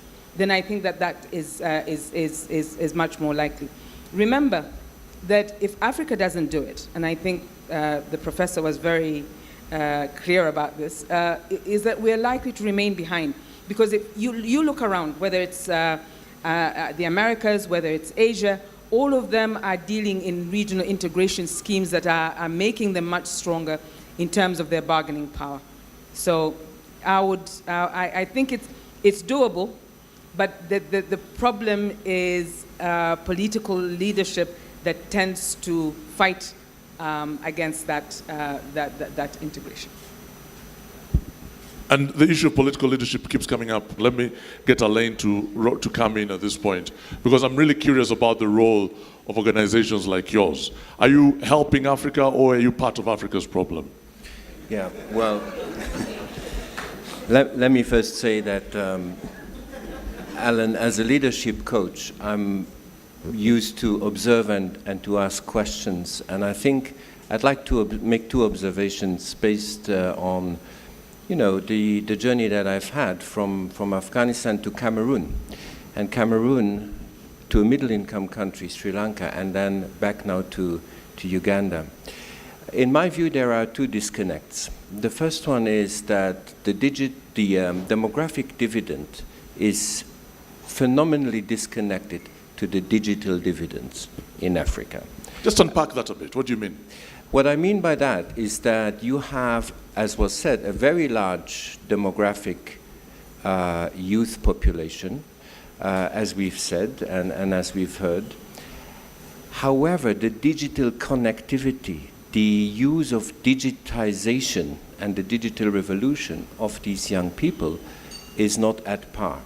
So, and when young people are using the digital revolution, it's often to be social, but it's not to be socially intelligent to influence policies. And this requires a fine balance, because we are often talking about data, the data revolution, the digital revolution.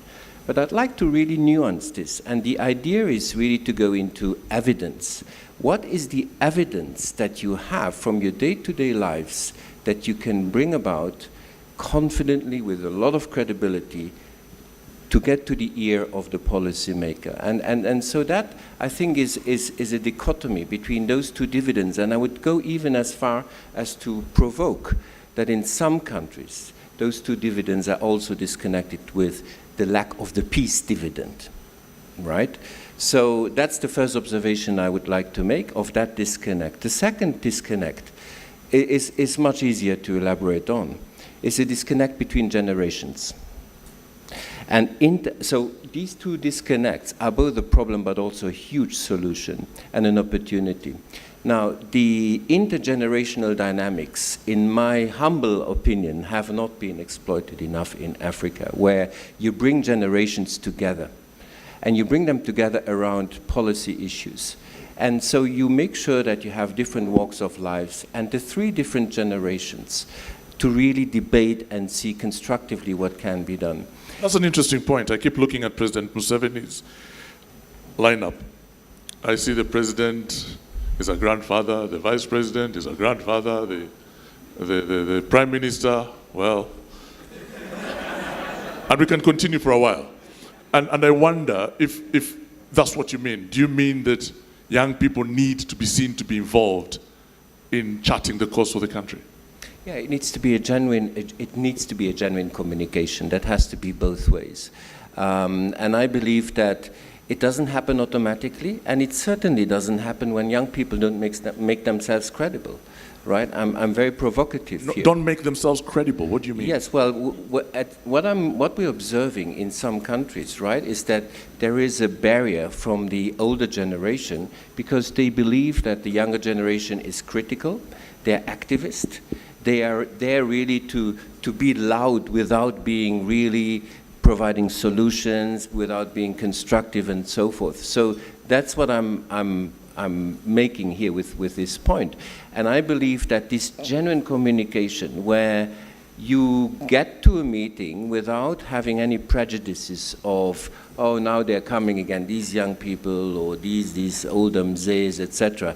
That genuine communication, because we've witnessed this in a country like Sri Lanka, where you actually have 4 generations, right? Because it's a fast-aging generation, it's a fast-aging country. So when you make those ideas come together, you have, for example, the wisdom of, like you say, this president's, the president of this country, I believe there's a fair amount of wisdom because it's respected all over the continent, coming together with that energy, that vibrancy of young people to say, okay, we have an issue like teenage pregnancy. We may not agree on the approaches, but let's agree on the problem and the issue and see what we can both, the 2 generations, and of course, the generation in the middle, which is our generation here, right? Bring to the table. I'm going to come to Wim in a moment. So thank you for being so patient. But let me talk to you again about the role of organizations like the United Nations. And I'm particularly thinking about the DRC, where the UN has been involved. And I don't know if this is a fair question to put to you, because obviously he's shaking his head. But generally speaking, do you sense, though, that organizations like the UN have a role to play? I think I'll simplify that question a bit further. And if so, how can they be relevant in helping the continent move to where it should be? Okay, so my direct answer to you is yes, we have a role to play. How is by looking at ecosystems, entrepreneurial ecosystems, where we are genuine to bring young people in, not for lip service or not to show, here's our young person, but to bring them into our offices and have them advise us. And I think this is a very, very basic construct that we need to make, is to go and say, you have a solution, please advise me, how can we do it differently? And I do believe that the United Nations is an ideal ground. I'm not saying that it's happening enough, or maybe at all, but we're trying, at least within my organization, within some of the organizations that are here in Uganda, to bring those young people to us and really say, please give us your perspectives, give us your solutions, so that we are genuine. Do you listen? Absolutely. Is it easy to implement after you've listened? It is not easy to implement as a manager, because that's when you have the generational clashes. But that's our role, is to make sure that there are no divisions, that there are no clashes between those generations. Thank you. Let's give them a round of applause, ladies and gentlemen.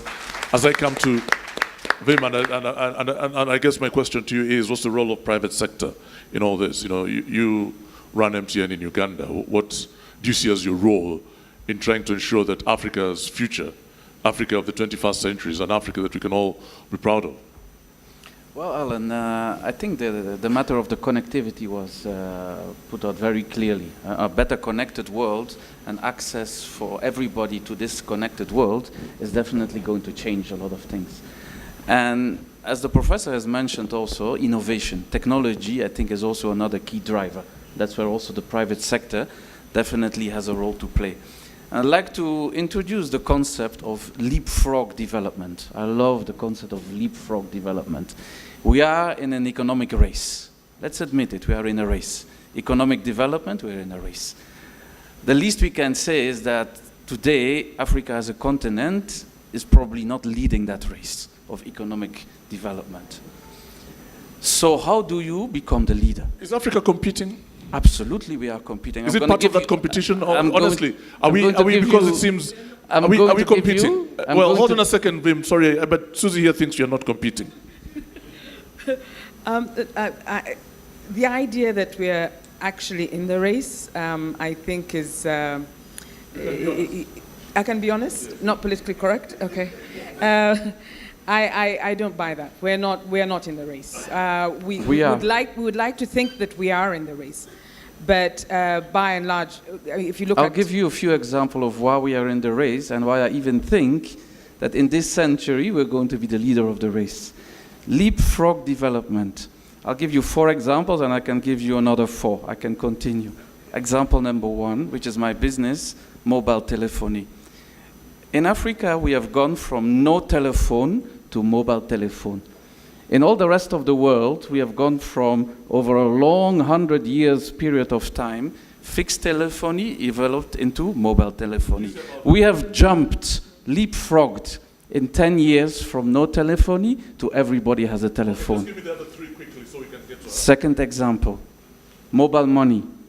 You go from no bank account to everybody is evolving into a digital banking. In Europe, they're dreaming of digital banking. We are already in digital banking. Example number 3, energy. In Europe, USA, China, they go from coal to nuclear to, now they're dreaming of going green. We will be going green in one go. We'll go from no electricity to solar, to wind, to hydraulic energy in one step. Leapfrog development. Health. We are going from no doctor to somebody getting cured far away from where there is any hospital. They will get cured because of connectivity. Leapfrog. There will be people cured without a doctor being there. That is something that is happening now, and I would really like to challenge the youth to take the opportunities, because every challenge that we are facing is an opportunity to leapfrog and to start leading the race. East Africa is the leader in the world when it comes to cashless digital economy. Nairobi is leading. East Africa as a region is leading in the world. From all over the world, experts come to Nairobi, to Kampala, to study how we have developed a digital cashless economy. I'm going to defer this to Samir, but just one comment. Everything you've said, all the 4 areas, just highlight even further the fact that we're not in the race. By virtue of the fact, okay, you're saying that we mobile money, use of the telephone, having a doctor miles away treating you while they're not there. These are, you're identifying the challenges that we face and will continue to face. But the idea of leapfrogging, because you have a doctor who you have at the end of the line, I would like to know how many people have got access to that doctor who's at the end of the line, as opposed to the one that we don't have right now. Secondly, when you talk about mobile money and use it, what are we using it for? When people are sending money to one another or using the phone, what are we using it for? Is it for political action? Is it for being able to mobilize? I mean, having a phone and using it to chat and tell somebody, my chickens are fine, and when are you coming to visit, and so on and so forth, that does not necessarily, for me, signify an area where we are leading. But that's just my opinion. I'd like to defer to Samir. Samir. The day Africa is leading in research and technology, we will all see it. We are not. And even many of our think tanks don't focus on that. Now, when I was a member of parliament, I represented a predominantly rural constituency, which is very common in our countries, such rural constituencies. And people are dying of waterborne diseases, very simple. How can we be leaders of anything if our people continue to die unnecessarily because we don't have the latest technology? So indeed, we need to be leaders in technology. I would like to see Africans, and we have brilliant minds. If 60% of our population is below 24 years of age, then there is no excuse for Africa not to be leaders in technology. Number two, equally important, I want our young people to have a mission. We did not gain independence. We did not try and reverse the first blunder of colonialism, which is the creation of small, economically unviable states. We did not gain independence to preserve that status quo. We gained independence to unite, to defeat exploitation. This is what every young person has to know. Please go back to our history. The early pioneers of independence were young. And the idea of independence was simply to defeat exploitation. Okay, so if you think we've gained anything, we've only gained political independence. Now, the next stage, the revolution, not killing each other, because as Prof said, Africa must be a leader in peace. A united Africa will eliminate so many conflicts internally and externally, because the reason there are conflicts in Africa is because of the scramble, the rush over our minerals and wealth.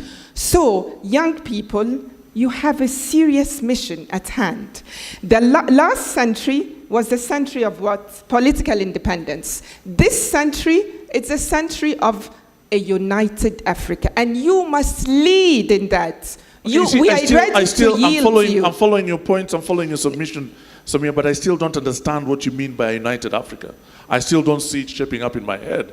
You can't imagine a government of 54 states as the United States of America? Mao will tell you he's been trying to be president since he turned 35. And why not?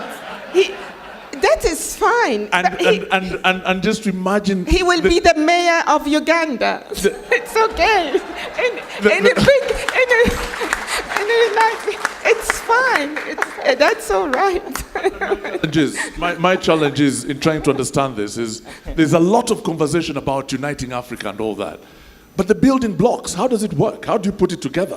What do you need to overcome? Go to the people. Go to women. Go to women and young people. Go to men, old and new. Just go to the people. Actually, I'm working with the Pan-African movement. And the only reason I decided to work for them is because we sat and they told me, listen, we want to campaign. We want to campaign in various countries so that referenda or referendums will be held on political unification. At the end of that campaign, we will make sure governments hold these referendums. And if the result is an overwhelming yes, we want unity from the people, then what option would we have? Let's give a round of applause, ladies and gentlemen. I'm going to bring you in, Irene, and I think some people argue that this unity is already taking place. That if you went to Ghana, you'd find a place to stay in Accra. If you went to Gabon, you'd find a place to stay. That there is some sense of unity that's already happening. I wonder, is that something that you can relate to? Is that, and also, can you also comment on the idea that is where Africa should be heading? First of all, you might have to introduce me to some people because I don't have a place to stay in Gabon. But there are a lot of things, and I'm going to come to Samia's point, but there are a lot of things that have been said. And I feel like I need to respond to them as a young person. And I'll start one with, the point you raised about the divide, the demographic divide. Let me first debunk two things, and then I'll come to this point. One, in terms of the democratic versus digital divide, I think, and I'm glad there are a lot of policymakers in this room, I think that we need to recognize that there's a difference between discussing policy and passing it, with the flashy papers, and the practical effect of implementing that policy. Now, one, if you look at the digital divide, in Africa, there are only 17 countries that have passed data protection and privacy laws to protect the citizens online, right? And we are discussing how the digital is the future, only 17. And none of the major countries, by the way, which are charging, for online use or restricting online use, have laws, yeah? So that's a problem. Two is the issue of how we are looking, the perception of how we're looking at youth and how we're looking at engagement of young people. In terms of that young people are not influencing policy. I'll give you a couple of examples. In recent years, we have seen young people influence major policy on this continent. If you look at South Africa, Fees Must Fall was driven by young people.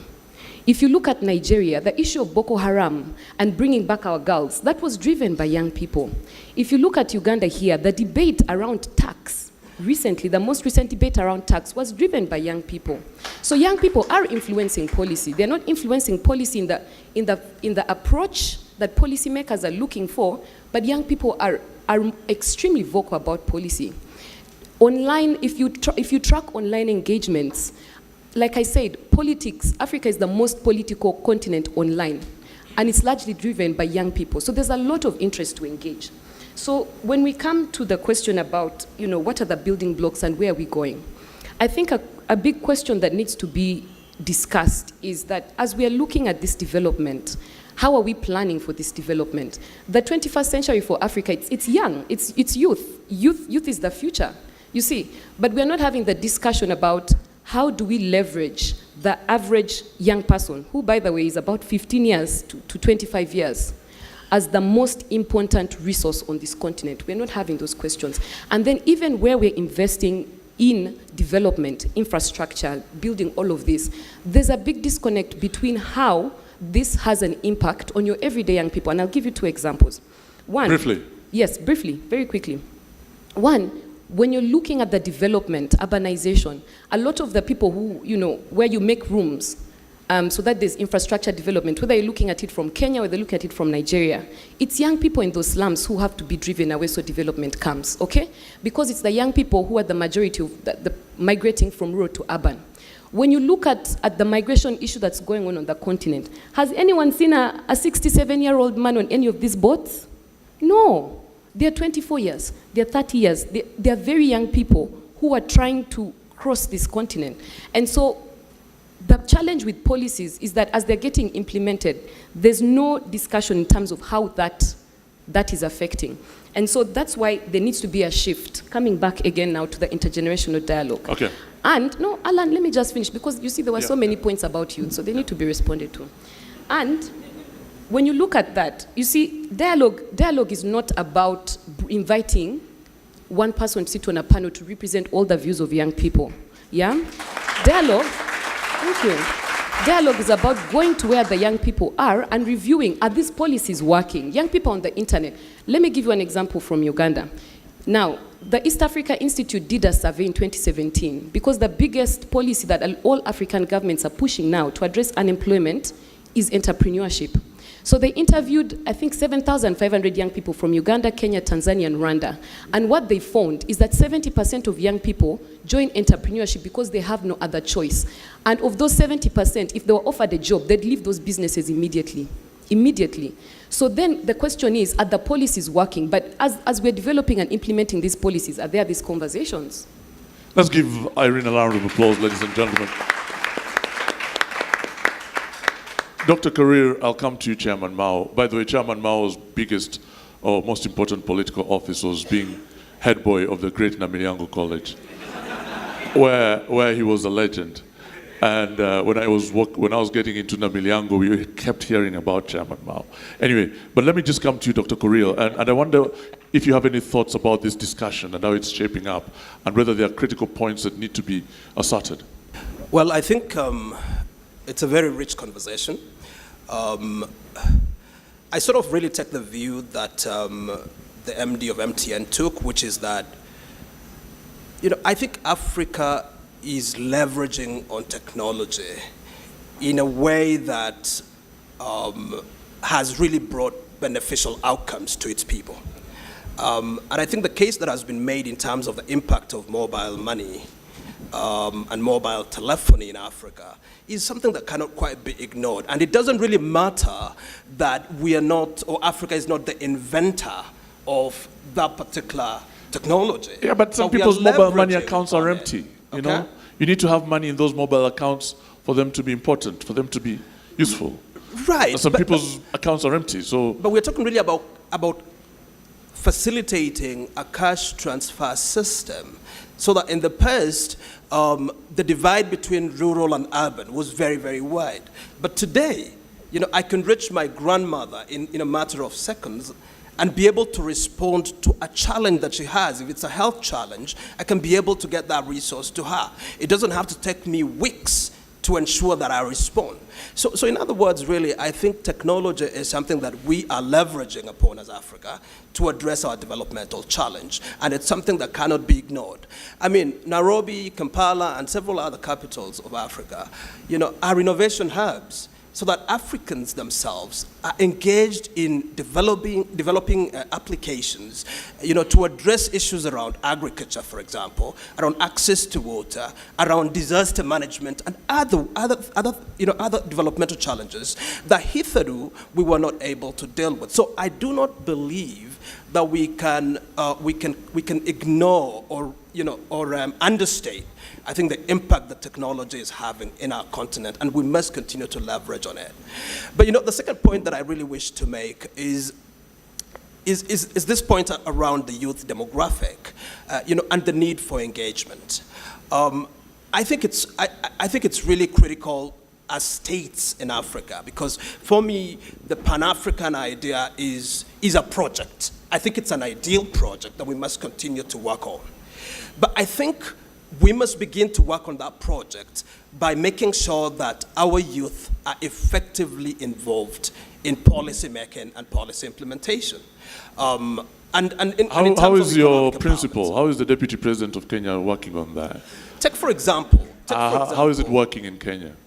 Take for example government policy around access to government procurement, where government policy now stipulates that 30% of all procurements, of all public sector procurements, are dedicated and earmarked for youth and women. There is no better way of empowering youth and women and their enterprises and the idea of entrepreneurship than for them to be implementers with government around critical programming. And so I can say without any equivocation that in Kenya we are seeing quite a number of young entrepreneurs who are really involved in the area of public procurement and building capacity so that in the future they can be bigger investors. Very good. Let's give him a round of applause. I'm going to come to Alain in a moment. I'm really interested in hearing from you about population pressure, but I'll come to you in a moment. But let me ask you, Mao, now. The politics is a real problem, isn't it? The politics of the continent is a mess. There is a continuous contest for office. It is a complete mess. And you have to wonder what needs to be done in order to address it. Whichever country you look at, not long ago, Nigeria's ruling party was abandoned because it was apparently not going to win elections. The guys jumped ship, moved to the other side. You yourself, in your own political party, which you had, you've had to fight because of internal fractures. How do we resolve the political problems on this continent so that they are catalysts, to borrow your phraseology, to spur growth and to ensure that Africa becomes a bit more relevant in the 21st century? It's of great concern to me that politics in Africa, and particularly elections, are more of a struggle for survival rather than a competition to serve. We are supposed to present ourselves to compete so that the best team can serve the country. Instead, it's a struggle for survival. There is a belief by incumbent regimes that it is not good to lose when you are in charge of a country. Is it? Yeah, that I have ever had a respected leader who was quoted here saying, how do you lose an election you have organized? That was when Kenneth Kaunda lost. And this came, and that Kenneth Kaunda is a fool. How do you lose an election you have organized? So you see that transitions in Africa still remain a challenge. And the way to understand it is to look at the generations. We have the generations born in the 20s and 30s. That's the generation that led Africa to independence. We call them the greatest generation. And the blood of one of them flows in the veins of my sister here. We have the generation born in the 40s and 50s. That is called the baby boomers. That's now the generation largely in charge of most of Africa. They have caused the greatest traffic jam by interfering with constitutions. So you are talking as if we, the challengers, are the main problem. True, we may be a problem because sometimes people are anxious whether we simply want to inherit the mantle and also have our turn to oppress the people, or whether we are going to do a better job. That is our challenge as the challengers. Now, but on the other side are the people tinkering with rules. And, they stack all the cards. They give themselves the pick 2, the joker, the 8, the J, the 3, and all the good cards, and even the 7 of hearts to stop the game anytime. And then they give you the K, the Q, and then they say, come on, sit and we play. So that second generation has been a disaster. The third generation is my generation, born in the 60s and 70s. We are known as the Generation X. We are the Generation X because we have lived through a lot of turbulence. And now the one after us, of the 80s and 90s, that is the generation of the Irenes. That is known as the Generation Y. Which I won't describe them in detail, but you know them. So my view is there should be, okay, let me say a sentence and keep quiet. It's very important that Africa commits to rule-based politics. The politics of state formation in Africa is in flux right now. The question is whether we are going to allow it to be driven by those controlling the state the way it is, or it will be controlled by the people committed to a better future for Africa. The way politics is organized in this country, by the way, before we go any further, let's recognize the presence of the Deputy Speaker, Honorable Jacob Oulanyah, who, by the way, as far as I remember, was a partner in the same law firm with Mao, were you not? Yeah, maybe. If I remember that right, I might be wrong. But anyway, they are very good. He's my brother. He's your brother. Right, but you make interesting points, and I wonder sometimes whether Africa needs, the way Africa's politics is organized at the moment is relevant. Do we need elections? Do we need multi-party democracy? Do we need Westminster-style democracy? Are these the sorts of questions we should be asking ourselves? Should poor people be allowed to vote? Because do they really have a stake in national matters? Are we honest enough to engage? Should Africa be rethinking its politics? Are we engaging with these sorts of questions, and is it necessary for us to do that? Democracy is like a marriage. Practice makes perfect. You cannot study it from a distance in order to perfect how you would enjoy it. You have to dive into it, and you practice it to the best of your ability. Now, we cannot perfect democracy by avoiding the components of democracy. My suggestion and a direct response to your question is we need to agree on a formula that works for us. Mexico, after being under one party for 71 years, where elections had been reduced to mere rituals, decided that what works for them is to have a presidential term of 6 years, one term, and you are out. In Lebanon, because of religious sectarianism and so on, their formula is that none of the top 5 positions should be occupied by someone from the same religion or sect. So should African countries be allowed to evolve their own systems of rule in that sense? I think to even talk of Africa as Africa would be deceiving ourselves. Africa is the sum total of the individual countries. So we should look for the least common denominator. And one of the things that is common about Africa is the core value and the essence of family and community. Now, by borrowing these imported approaches to democracy and governance, we undermine family, we undermine community. Socialism should be taught by Africa to the rest of the world, because Africans are the ones who know best how to build a sense of community. Our leadership is based on building consensus. And nobody should even deceive the world that Africans have some DNA for violence. For God's sake, Europe is the most blood-soaked continent in the world. Study their history. Even the United States, look at their civil war. But when you go abroad for conferences, you are derided and ridiculed as an African, as if you are some well-dressed ape with a DNA for violence. I think we should start pushing back against the caricaturization of Africa also. So I think we shall get there. Okay. As Africans, we will definitely find a formula that can keep us together.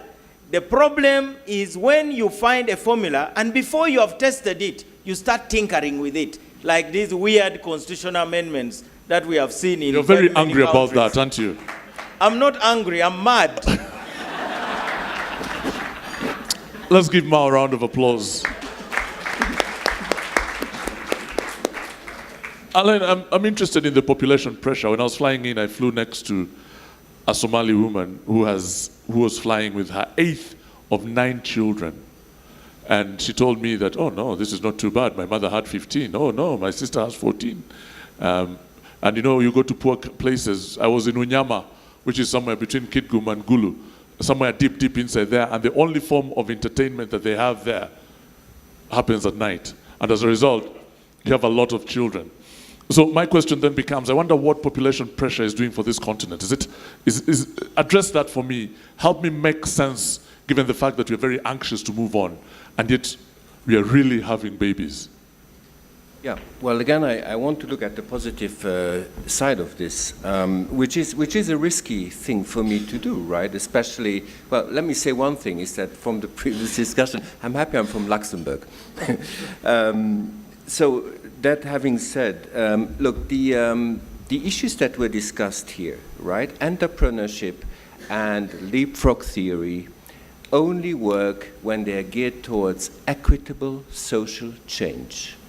And I would even want to insist that on entrepreneurship, that we see a lot of youth entrepreneurship, a lot of ideas, a lot of apps, but I want to really challenge that they must be geared towards social change at the community level, with a very, very, very strong focus on equity. So that's the first thing. The second thing is that empowerment. Empowerment really hasn't been mentioned a lot.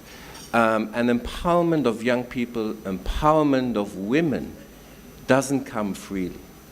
It really comes to the core of being able to make choices. Like you said, the choice to become pregnant or not, the choice to protect yourself, the right that you have as a woman to be free from violence, the right that you have as a young person or a young woman to finish your secondary school and even go on with your education. And I think this is really important. So the population issue, the population dimension, becomes a dividend, a positive dividend, when these investments are made. And here's something that I haven't heard really here from the panel, the issue of financing versus funding. Now, what we're seeing in Uganda is that it's actually the domestic financing that is trying to maximize the demographic dividend. Where we're seeing things happening is when policymakers understand that you need to take action, but you're actually translating it into national budgets. And even more importantly, to decentralized budgets, because it's at the district level, at the end of the day, that it is happening. And I just want to give one example, which I think is just one of many more to come, is that you have in Uganda now the districts, the district leaderships that are designing costed implementation plans for family planning. And the financing of that is not funding, it's local financing. And I think these are the things, when we talk about Africa growing from the bottom up organically, etc., these are the good examples that we need to really look at. All right, thank you very much. Let me come to you now. What's your name and what's your point? Hi, my name is Trisha Twasim, and I'm a feminist lawyer. My question is to the panel. In talking about positioning Africa for the 21st century, I'm not hearing conversations around accountability, right? Because I don't see how we can talk honestly about Pan-Africanism without having conversations about holding our leaders accountable, without having conversations about how our leaders are perpetuating neocolonialism and are exploiting citizens. And so I would really like, and perhaps the good doctor from Kenya can speak more on this, what does accountability look like? And in talking about unification of Africa, is there a space to hold leaders accountable? And if so, how do we begin to do that? Let's give Trisha a round of applause, ladies and gentlemen. And it's coming to you, Dr. Korir. What about you, sir? Thank you very much. I'm Colonel Fred Musije. and I'm a member of parliament. And my humble contribution is that we have not talked about our education system. If we want to shape the future of Africa towards one Africa, let us look at the education system we have in Africa that was introduced by our former colonial masters. And unless and until we talk about the changing of our education system, we will not achieve anything. Because, just for example, look at the education system that was introduced after the partition of Africa. The French brought their education system, the British brought their education system, the Germans, the Portuguese, and all this divided Africa further. And up to now, we cannot unite ourselves, we cannot talk about Pan-African unless we change these small children from nursery school to make them admire the importance of Pan-Africanism, the importance of one Africa, the importance of trading together, the importance of all this we are talking about. So, ladies and gentlemen, for me, I believe the biggest challenge in Africa is shaping these youth when they are still young. We have proverbs which say you shape the stick when it is still young. You shape the iron when it is still hot. So let us start changing and talking about our education system, shape these youth from nursery school, from primary school, to admire Africa, to admire the policy that was introduced by the father of Africa, Kwame Nkrumah, whose daughter is here. One Africa. From that time, it was abandoned because of the colonists didn't want it. But until, ladies and gentlemen, we talk about our education system, we cannot go far. Thank you very much. Let's give the Kano a round of applause, but I'm tempted to ask, you have been a member of parliament for a very long time. You've been, for 2 terms, and you are a man of great influence. What have you done about this particular thing you're talking about? Why are you the one to say that let's look at our education system? You've had that opportunity to influence things. He didn't say that. I'm on record in the Hansard of Uganda, and I'm on record that I have actually mobilized some of these people in the education system, teachers, to admire, to talk about it. I have complained about the education system. And every time there is discussion on changing the education system, I make a contribution. So the struggle must continue. Let's give the good soldier a round of applause, ladies and gentlemen. And Dr. Korir, could you please respond to what Tricia is saying, her question around accountability? Because to be honest with you, a lot of politicians view politics as a business. It's an opportunity to make as much money as you possibly can, and not necessarily to serve people. That's the current. It's very, I can give you 10 examples. But what do you think about her question about accountability? You know, I think I completely agree with, with the fine lady. I think we must accept the reality that as Africa, we still have huge governance challenges. And one of the governance challenges that we have is around accountability.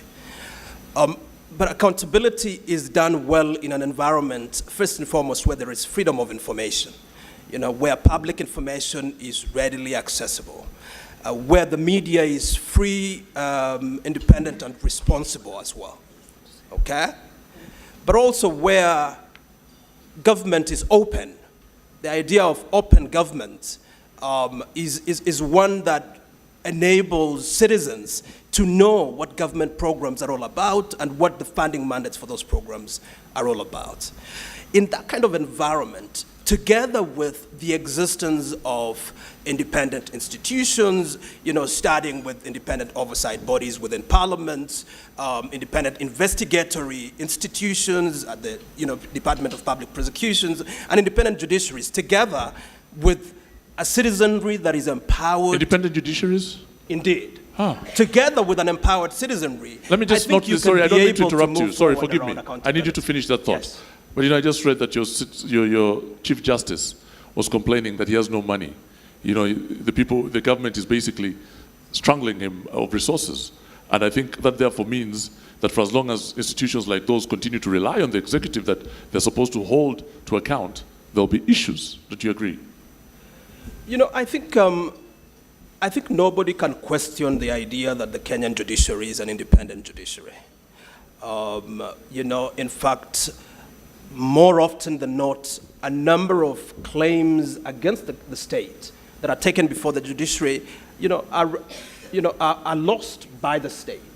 And so, and as you know, Kenya is one of the few countries where the judiciary invalidated a presidential election. So we've got a very independent and robust judiciary. The reality, obviously, is that we are caught up in a situation of competing financial priorities, where different organs of government are also seeking funding. And I think the issue that the Chief Justice was raising really related to a development budget. And it's a matter that is being resolved in the context of negotiating for budgetary resources and stuff like that. But yes, I would really emphasize that that an independent judiciary is a critical component in terms of accountability. But what's more critical at the end of the day is an open government. The ability of citizens to be able to track and to know what government is involved in on a day-to-day basis. In fact, in real-time basis, now based on technological interfaces that the MTN MD was talking about, we can also leverage on technology to be able to enhance accountability, which is another opportunity that I think technology does provide to our context. Let's give them a round of applause. I'd like to invite this gentleman in a moment. I know this is an ambush, but you're going to have to forgive me. Please stand up if you don't mind. Let's give a round of applause to His Excellency Adonia Ebare, who is Uganda's representative to the United Nations. Is that the right description? Yes. What does that job mean? What do you do? What exactly do countries like Uganda, countries on this continent, benefit from having people like you, people having representatives at the United Nations? Are we part of that conversation? So those guys actually take us seriously, or are the decisions made in the Security Council and then passed on to the rest of us for us to endorse? Thank you, Aaron. I do many things. I also attend cocktail parties. But seriously, I think Prof. Eddie Malokia, my old friend, nailed it that Africa, you cannot speak, Uganda, the United Nations statistically does not really have influence. So what we do, we work as the African group of 54 countries, and it's the largest regional group at the UN. What does that mean? It means that if we are united, no decisions can be taken without the African group agreeing. And we have tried to really, and it depends, and I think we are under the Kampala rules, the Chatham House rules, whatever you call them. I can be as free as possible. I think the problem is, what kind of representatives do you send there? Because the rest of the world send their best. And I think from 1958, when Dr. Kwame Nkrumah, they were starting after the All African People's Congress, they decided that independent African countries should have a voice at the UN in New York. That was the origin of the African group in New York. But we tend to lose the history when we are there. The mission was promote Africa's interest at the United Nations. But our national positions sometimes take over. And once national positions take over, we lose relevance. And then when President Trump's ambassador says that we shall be watching you carefully, anybody who votes against us is in trouble, I start seeing African countries abstaining and not voting at all. And then you're talking about unity, and that there for me is a contradiction. Ask the Prime Minister when he comes. I get instructions from here. And I think that's part of the problem, is it not? The fact that, we go to places like the United Nations, there's 54 countries, but, the Chinese send one person there. And some people say it's easier to influence things if you are single than if you're 54. Let me just introduce you to Hope Chivenjere. Let's give her a round of applause, ladies and gentlemen. She's a bit of an institution in this country herself. And Hope, what are your thoughts? Thank you very much. It's really a pleasure to be here. There are so many things to comment about, but I wanted to put just one proposal. And that is to say that Africa has an opportunity at its hand that it's not using, and that is radio. And I'm specifically saying this, and I'll comment on you because you're a radio person. Wherever you go in the region, you find that people have radios. Now, we've been saying about how are we going to position Africa in the 21st century and bring up all the people, the educated ones, the ones who have dropped out, the biggest tool we have is radio. Now, Alan, I'm challenging you. And I'm always, every time I meet people from the AU, whenever I've been, I talk about this. Why can't Africa invest in having an African radio that connects all the African people so that they hear about all the things we are doing and then bring them on board and give us the idea? I appreciate what Irene was saying, that the young people are using social media. Yes, but those are the ones who are educated.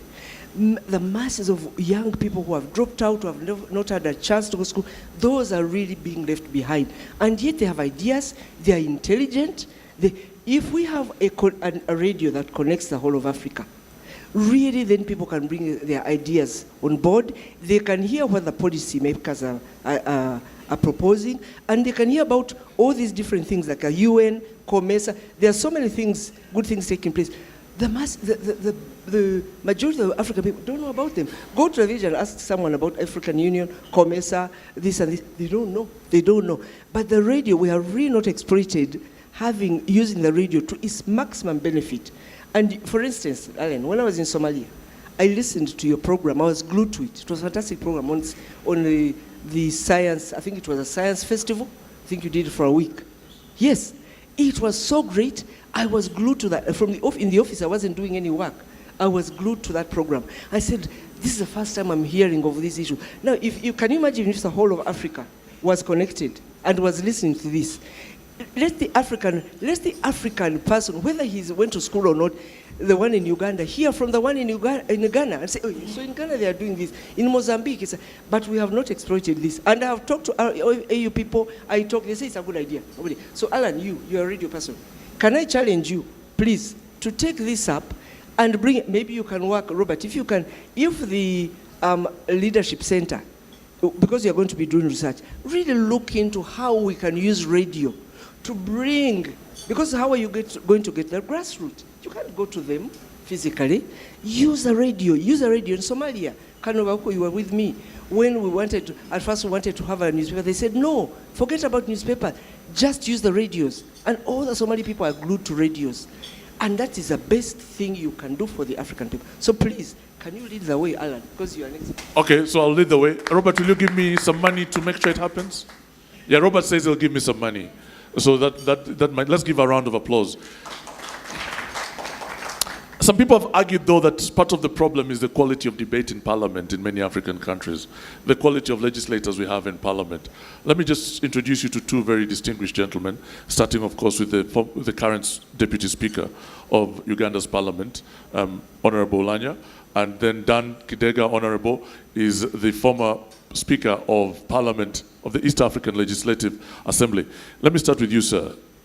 What do you think about the quality of debates in our parliament? Do they really reflect the ambitions of the African people? And this is widening the conversation beyond just the Ugandan context. Alan, I don't know whether I should restrict myself to your question or I should say what I wanted to say. I should do both, and I try to do it briefly. I've already publicly commented on the quality of debate in our parliament. I will not repeat it here. Please go to the records and find out what I've said about those. I will not spend time on that. And I want to follow up from Honorable Mao about the desire of people in power to try and stay there. In your BBC, one time I listened to an interview, a minister in Britain was asked, is it not very frustrating to be in power and yet not be able to implement any of your policies? The minister responded saying, yes, it is actually very frustrating. But being out of power is even more frustrating. I guess that answers what Honorable Mao was trying to say. You want to suffer less frustration by being in there. The question is, where is Africa now? Where are we placed in terms of our relationship with the rest of the world? What framework agreements do we have in place that explains our place in the world? What partners do we have doing business with us, working with us,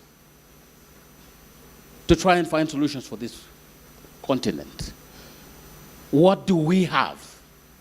My own understanding is this, that the people we have dealt with all from time immemorial in this continent, they have done everything to dilute our natural resources and all other things except dilute our poverty. They have kept us poor for their own purposes, and we have played to that game. What they have done very well is to deal with our resources, the gold, the trees, talk about anything that happened in Africa. They are interested in them, and they're doing a good job using us to take them out of Africa and then deal with it. Even if you're talking about crops that we grow, coffee, cotton, tea, how much of it is processed in Africa? How much value addition is done in Africa? Huge market that we have. We send raw and buy processed and pay 5 times more, sending our money out of the country. If you're talking about relationship with Europe, ACP, AU, EU is under renegotiation now. What is our place in that negotiation? My experience is, in the course of these negotiations, we have divided as we are always. We don't have any common position. We want to leave the Caribbean people, we want to leave the Pacific people, we want to stand on Africa, and if we are standing as Africa united, it would make sense. But we are standing as Africa divided. So it does not make sense. You have countries taking different positions on the same thing, even when they have regular meetings. So where are we? We have adopted private sector-led growth without the capital to support it, without the cheap capital to support it. When Britain adopted this, they had original capital, money looted from Africa and the rest of these places where they colonized. They had original capital which could support them for private investment. What do we have in Africa? In Africa, the solution would have been in our capital markets. But how strong are they? How resilient are they? So what kind of money, what kind of capital do we have at the disposal of these people we call private sector, and we adopt private sector-led growth? How much money? How cheap is that money for them to be able to? As politicians, we now talk of bailing out. How can you bail out enterprises that are successful? It's because they have failed out of our own making. That's why we are where we are. Look at the type of partners we have. Maybe I say this before I get there. When we thought we were relevant in the world, we went and signed up to the Washington Consensus. Privatization, liberalization, and deregulation. We embraced it wholeheartedly, without exception. What did countries like Britain do? In strategic areas, they kept 100% ownership by the state, and they manage it. BBC, where you work, do you do advert? No. 100% financed by the government. And several other, British Rail and others. In Uganda, what did we do? In the rest of Africa, what did we do? We picked the Washington Consensus and ran with it as it was made by our mothers, without understanding it. And that's where we are. Isn't it time, when we talk of Africa now, to try and review our commitment to the Washington Consensus? Can we start from there?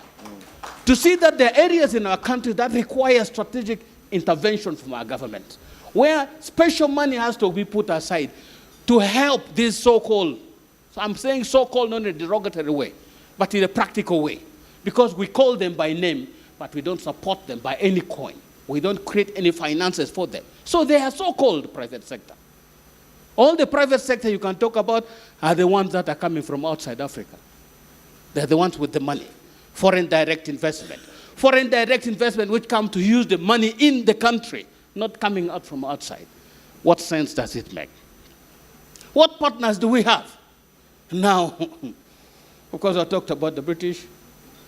I've talked about the Americans. Recently, they negotiated the oil transaction. I'm sure Donia Riebari would be able to explain for us what really happened with the General Electric and the agreement that we signed, how it will help this country. Look at the other partners. We have the Chinese. I hope they are here to listen. Literally mortgaging everything in the countries. And recently, now we also have the Indians coming in. Let's give him a round of applause. And at this point, I'm going to assume that Honorable Kidega agrees with everything Deputy Speaker Olanya has said. And he has spoken for both speakers. But I'll try to come back to Honorable Kidega in a few moments. There are a bunch of young people here putting their hands up at the same time. I'm going to come to David in a moment. Who of you wants to go first? Let's pick the lady at the back. Thank you so much. I'm Lona Maria, and I'm a technology leader in the Uganda tech space. And I want us to address an issue that I think more of the techies would understand, and that is trying to move across borders. You know how hard it is to say, I have this tech talk, it's very beautiful, I want to go talk to people in South Africa about it, but you won't get your visa until the next day, and then they're like, okay, cool, this is your visa, you can now go, but the conference happened like yesterday. So I want us to be able to highlight what is the need for young people. When you talk about African Union, Pan-Africanism, and all this, and you say there is a passport that would let me go anywhere in Africa, but it won't work until 2020. What are we doing about this? How fast are we processing this? My name is Raymond. I'm a journalist, but for the purposes of this, I'm a young leader. The joke we've had is that we should probably have a startup government to replace the disillusioned government. Yes. Yeah, but my fear is that many of our leaders, when they talk about positioning Africa for the 21st century, they talk about it so that they can position us so that imperialist capital can come here and take advantage of us.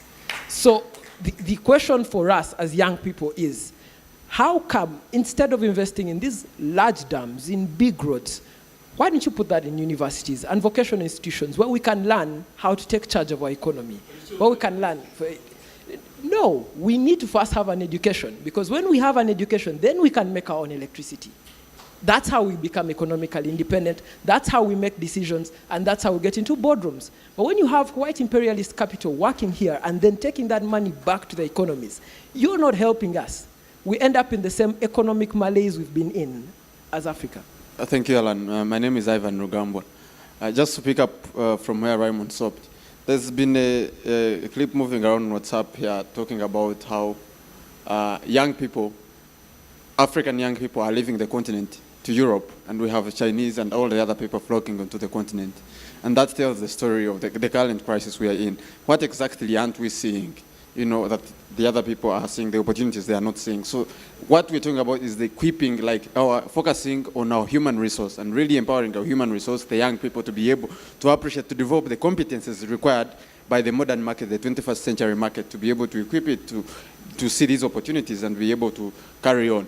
On the question of the United African Continent, I don't think that we have to be this pessimistic.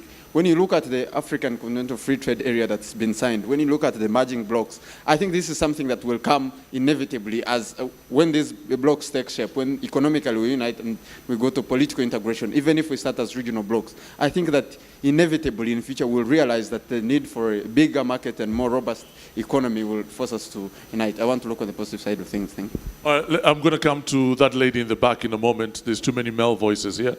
Let me take David, though. David Mafabi, you work for President Museveni, right? Well, I work with the president, that's true. I don't see the counterposing of generations as a very legitimate, as an absolutely critical concern.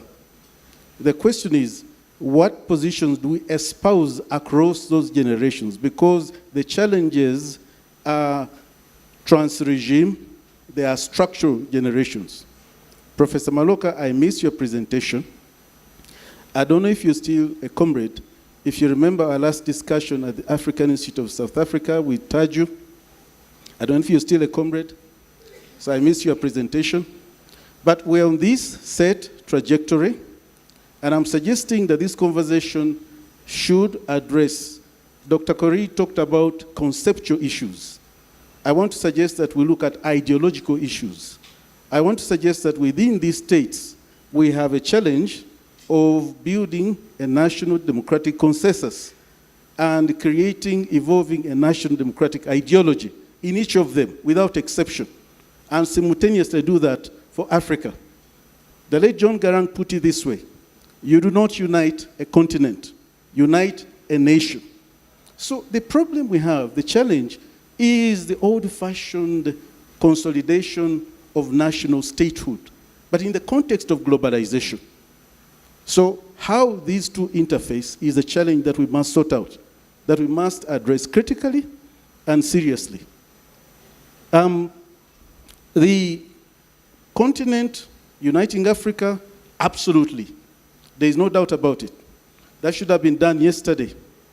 Except we have to learn maybe to move in phases, identify precisely where we are, and how to work on multiple fronts, how to move, sometimes suffer defeats, and all these questions of strategy are part of an ideological outlook.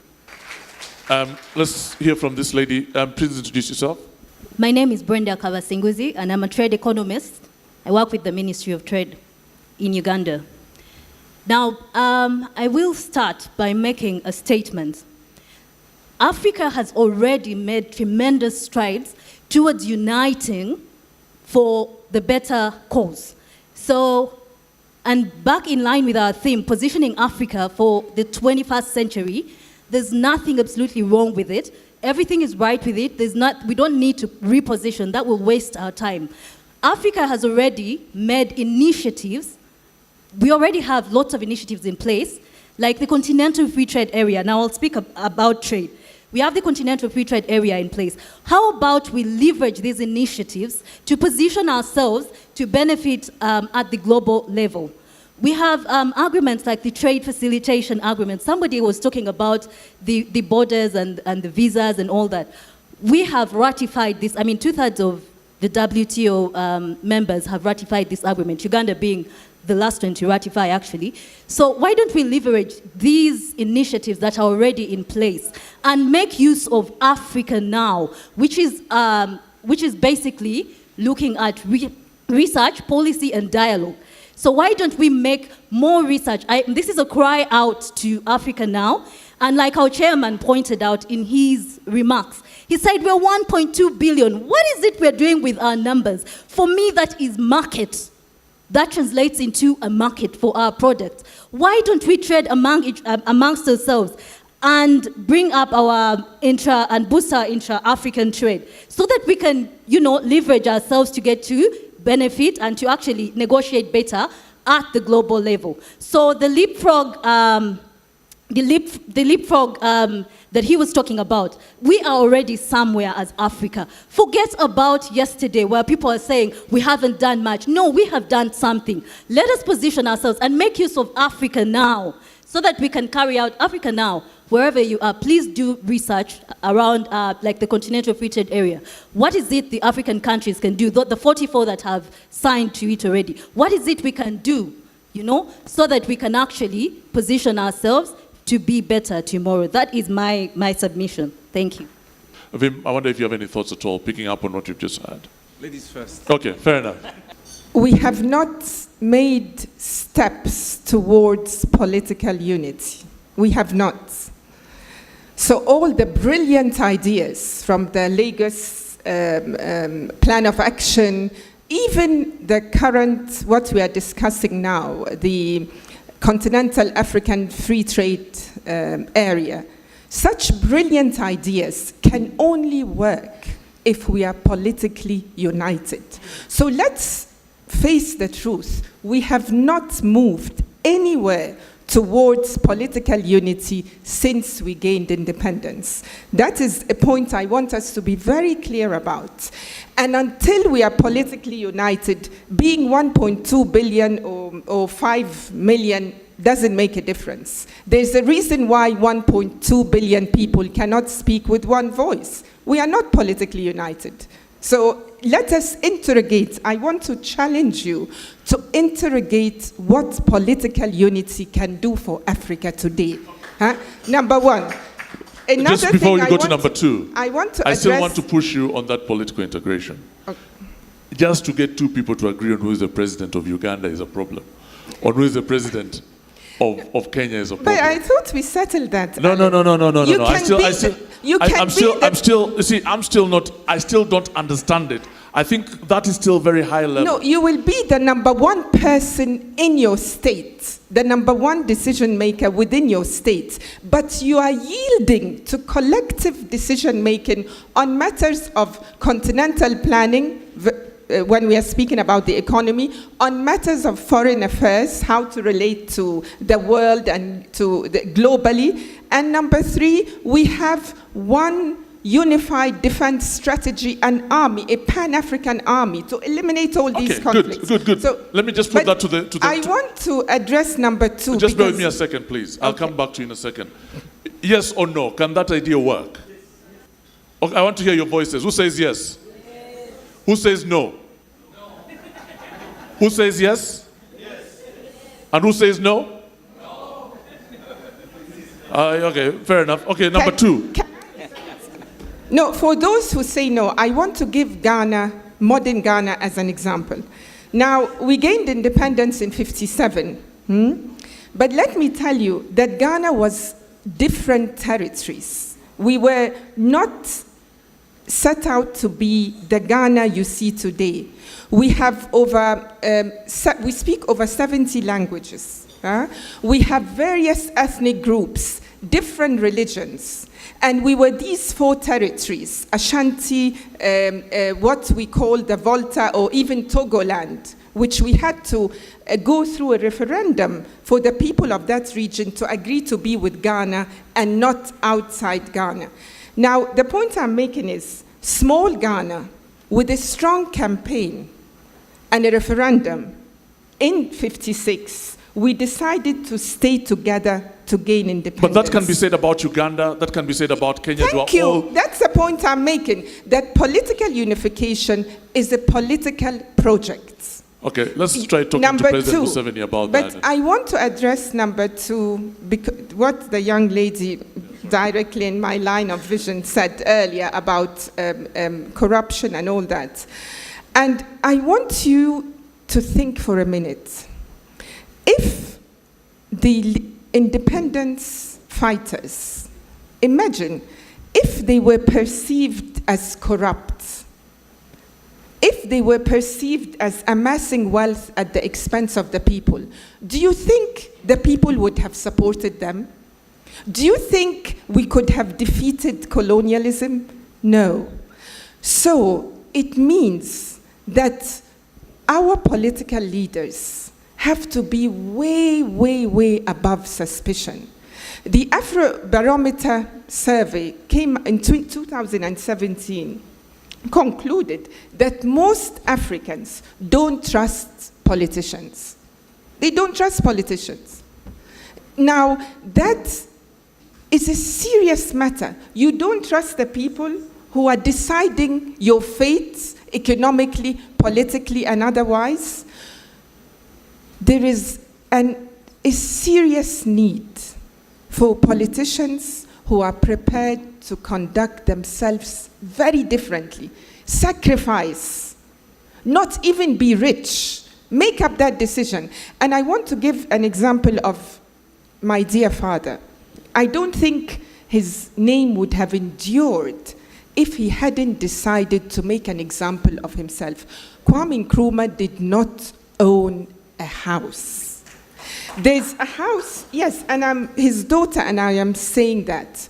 There's a house on top of a hill just outside Accra. It's today a presidential lodge. I was born in that house. Kwame Nkrumah built that house for himself and his family when he was president, with the help of some very strong women within the party. Women, they decided to contribute, saying, oh, Kwame, you will need a house to retire when you are, after all this. So they were contributing with their money, small money. Then one day, after I was born in that glorious house, Ghana after Ghana became a republic, and Kwame Nkrumah decides to give this house to the state, make it a presidential lodge. These women came to him angry. Kwame, what have you done? You made us pay taxes to the states. We were helping you, not the states. But I'm narrating this story to say that For people to follow their leaders today, we will have to see that level of sacrifice. Show me leaders who are ready to sacrifice everything so that their people can follow them.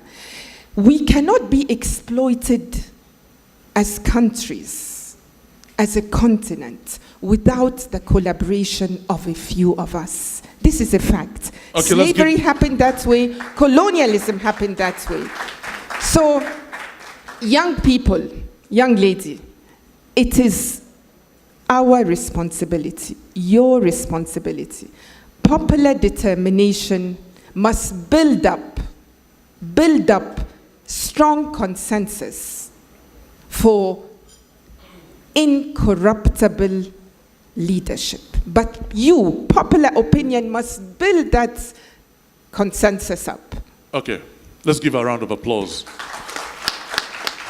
And from 4 o'clock this afternoon, she'll be holding a session in here. So if you're a young person who wants to engage with her some more later on, please come for that session. There's a bit of movement which suggests that the Prime Minister is finally here. We shall all stand up when he comes in, you know how it works, and we shall clap for him and we shall engage him. Now, any more thoughts? Let me now come to you. Yes, we wanted you to speak as well.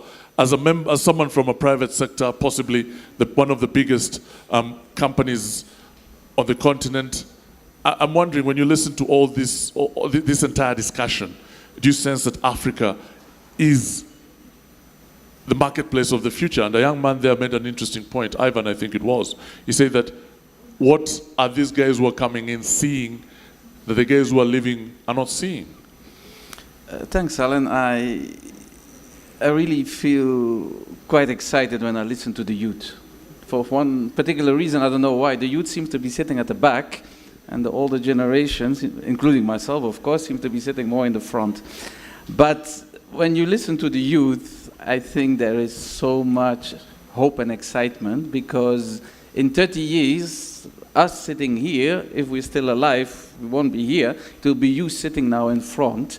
And I really believe that the solution, what we've been discussing, I think education for the youth to embrace technology and to go for leapfrog development. That's what I've been saying, and I hear the youth, I think they also feel like there are opportunities to be seized, and the opportunity is now, and it is through you that you're going to make the difference. That's really what I believe, and when I hear you, I think you are aligned to that. Just to go to the question of Trisha about accountability, it comes to my next point, that another thing that needs to be invested in a lot is investing in the people and investing in support of people. Because once you have the support of people, people are willing to support the institution, to support all of these dreams, and they'll contribute. So for example, when people love the government, when people are interested in the government, they more readily contribute tax than when they do not support a government. And so it's important that, one, not just investing in the skills of the people, but also investing in ensuring that you listen to where people, you listen to people. What are citizens saying? Are the policies you're passing resonating with the overall citizenry? Is there a disconnect? And if there's a disconnect, how do you then address that? Because that helps build, and like you were saying, yes, because like the point you made, Samia, that once people have a leader they rally behind, they're more readily willing to build together as a country. And I think the last one is, on a big point that started out earlier but hasn't come out quite strongly now, is on the role of think tanks in all of this.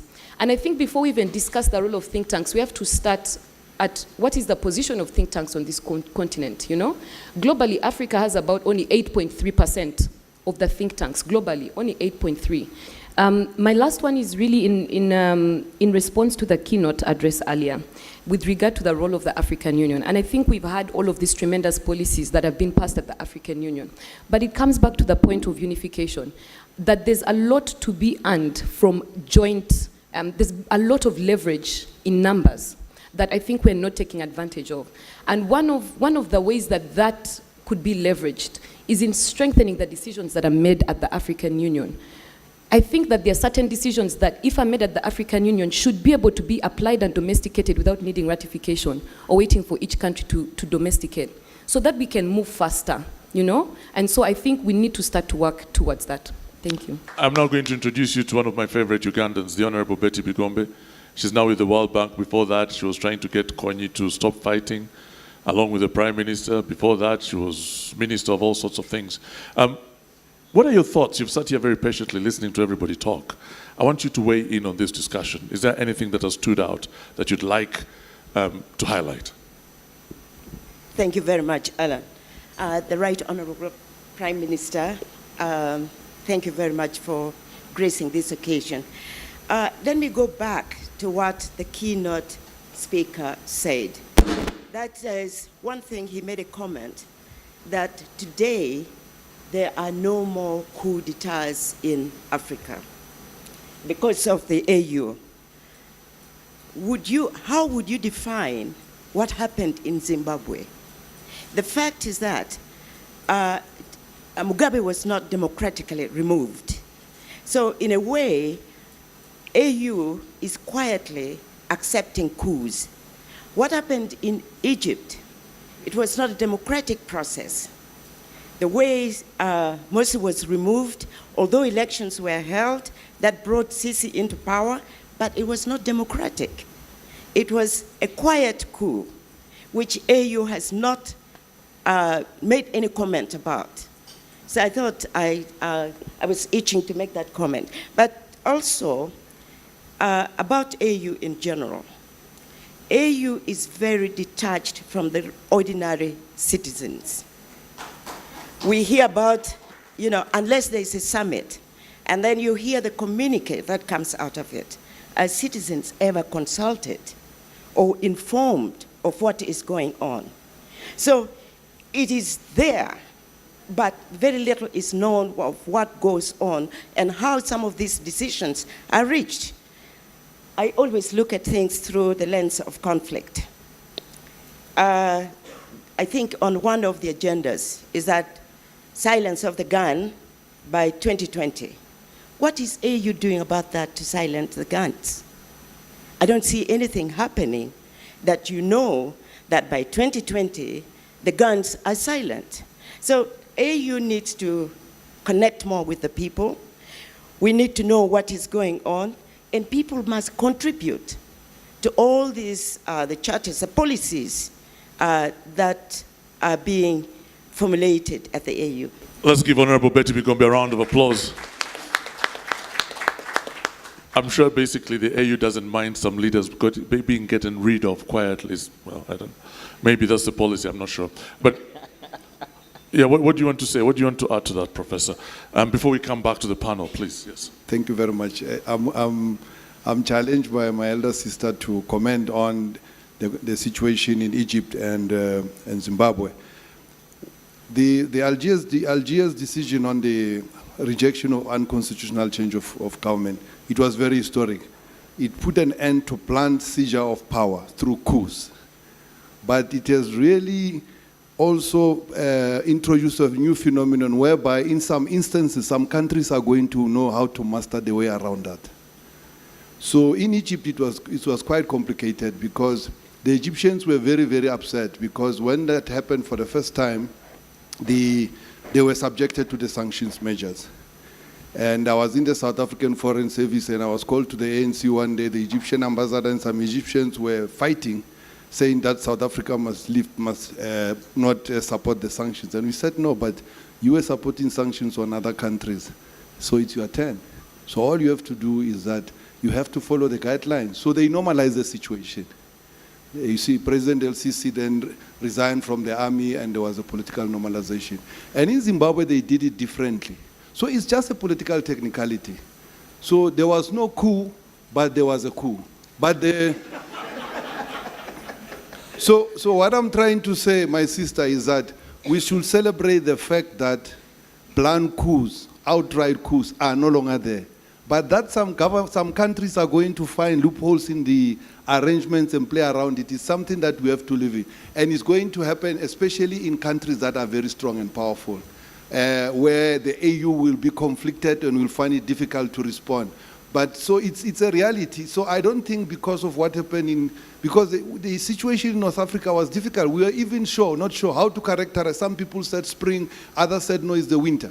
And is it an uprising? Others said no, it's not an uprising. So it was a complicated issue. But the fact is that now planned coups, outright coups, are now illegal on the continent. And in the case of Egypt, indeed, the AU took a decision, they were sanctioned. In the case of Zimbabwe, I think that it was a complicated situation because you have to remember there are some leaders who are there, maybe their parties want them to leave and they are not ready and so on. So then there could be, the internal situation could then find a mechanism for managing a dignified exit for the leader. So you have to live with that reality because we have 55 African countries. We have many, 54, now Western Sahara. So it will apply, but they will all both those challenges. But let's not, I wouldn't put emphasis on the challenges in the implementation of these guidelines on the rejection of UNSCOM, but more on what it has achieved. What it has achieved is that it has banished coups on the continent. But there will always be the case of Zimbabwe, maybe the case of this, and so on, because we have so many. Africa is very diverse, but we have to live with it. On the issue of the AU being distant from the African people, we must take responsibility. Because we said at the AU that we must create African Union national chapters. And we created the ECOSOC, and we said we must create national structures of ECOSOC, but not all of us have done it. In South Africa, we created a national chapter of ECOSOC. We had some people there, they were there today, tomorrow, then the next day they are not there. So it's the weaknesses at the country level, it's not the weaknesses in Addis. In Addis, the measures are there, the decisions are there, but it's for countries to make resources available to set up African Union national structures of their own people. So it's something that we should see as a challenge, but not as a weakness. It challenges us to work at country level to make sure that we challenge. The Prime Minister is here. He's actually, fortunately, the head of government. He's got the budget under him to say, Honorable Prime Minister, you are here, you are excellent. Listen to the people. The Ugandan people have to create the national structures of African Union so that then we make sure that this thing that this young lady was talking about, domestication and so on and so on, they work with their own governments to ensure that what happens in Addis is domesticated and taken to the country level. But we have the responsibility. Me, I'm done complaining. I'm just here to work. Thank you very much. I really want you to explain that Zimbabwean situation again very briefly. You say that what? It was complicated. Why? Look, if there is one thing that we have been working, I'm from South Africa, so we're involved in Zimbabwe for quite enough, since President Mbeki's years. It has always been difficult. You see, I don't know how to say it because we are not Chatham House and there's a lot of cameras. It's difficult when you have a liberation movement. We are also in a liberation movement, and there are difficulties in there. So it was a function of the issues that coming out of the liberation movement on how to manage succession without a Congress. So it means that the leadership of the party came to, or a certain section of the leadership of the party came to a determination that now Eddie Maloka is a liability. But then when I go to Congress, maybe I win it. But then how do I manage my exit? So it's a complicated issue politically of how do you manage that kind of a situation where if I go to Congress, I win, but I'm a liability on the party and on the country. So perhaps create another door.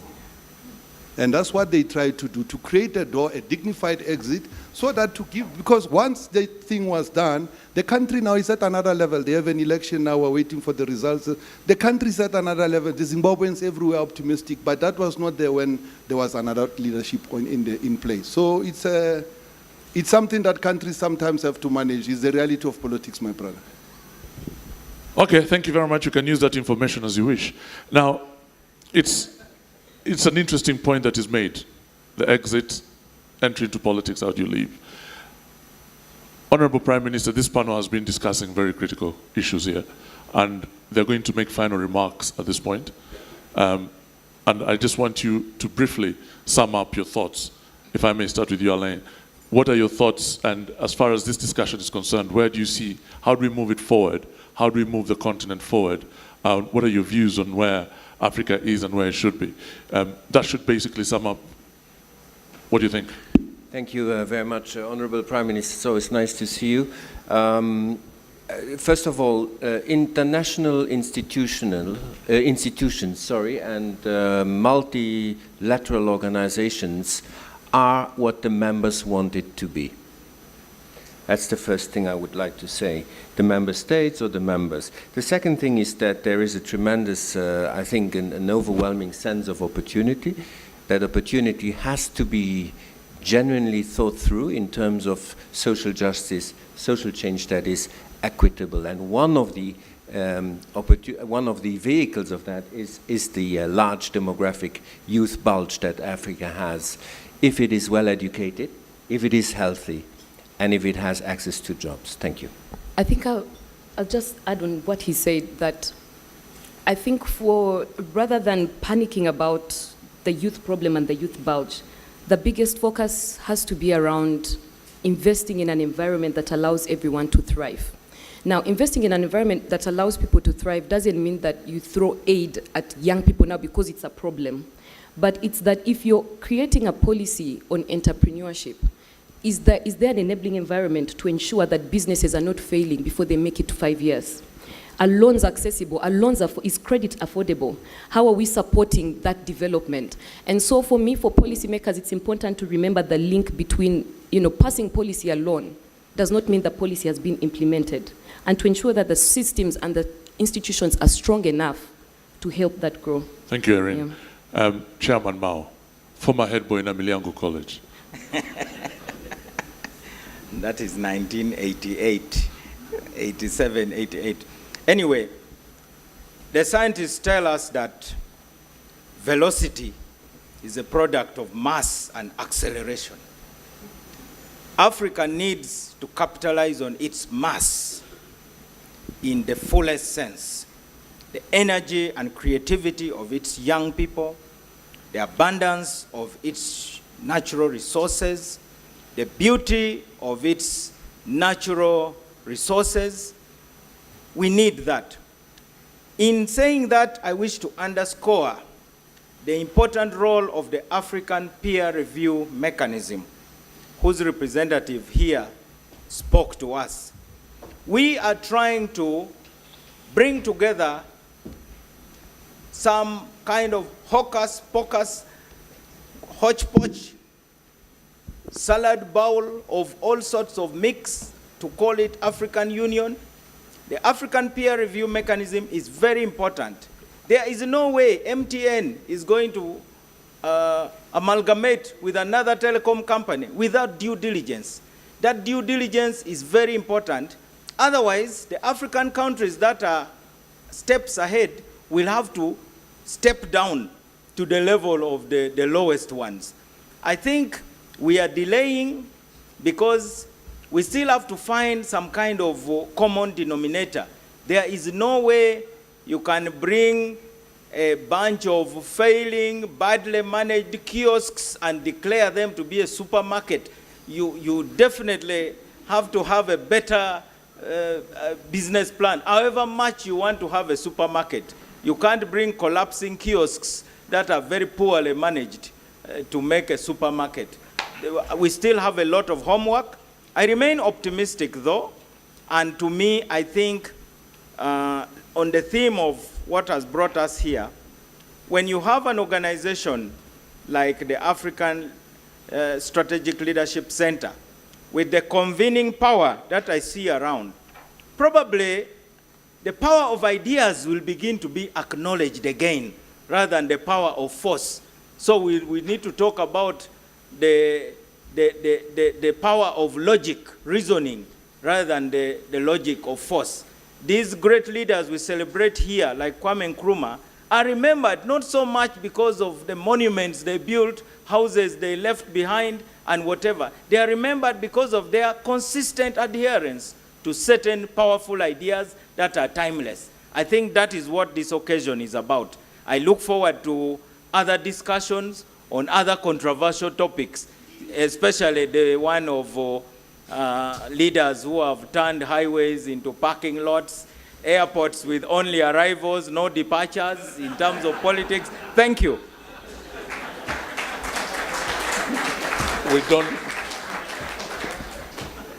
We don't know who you're talking about.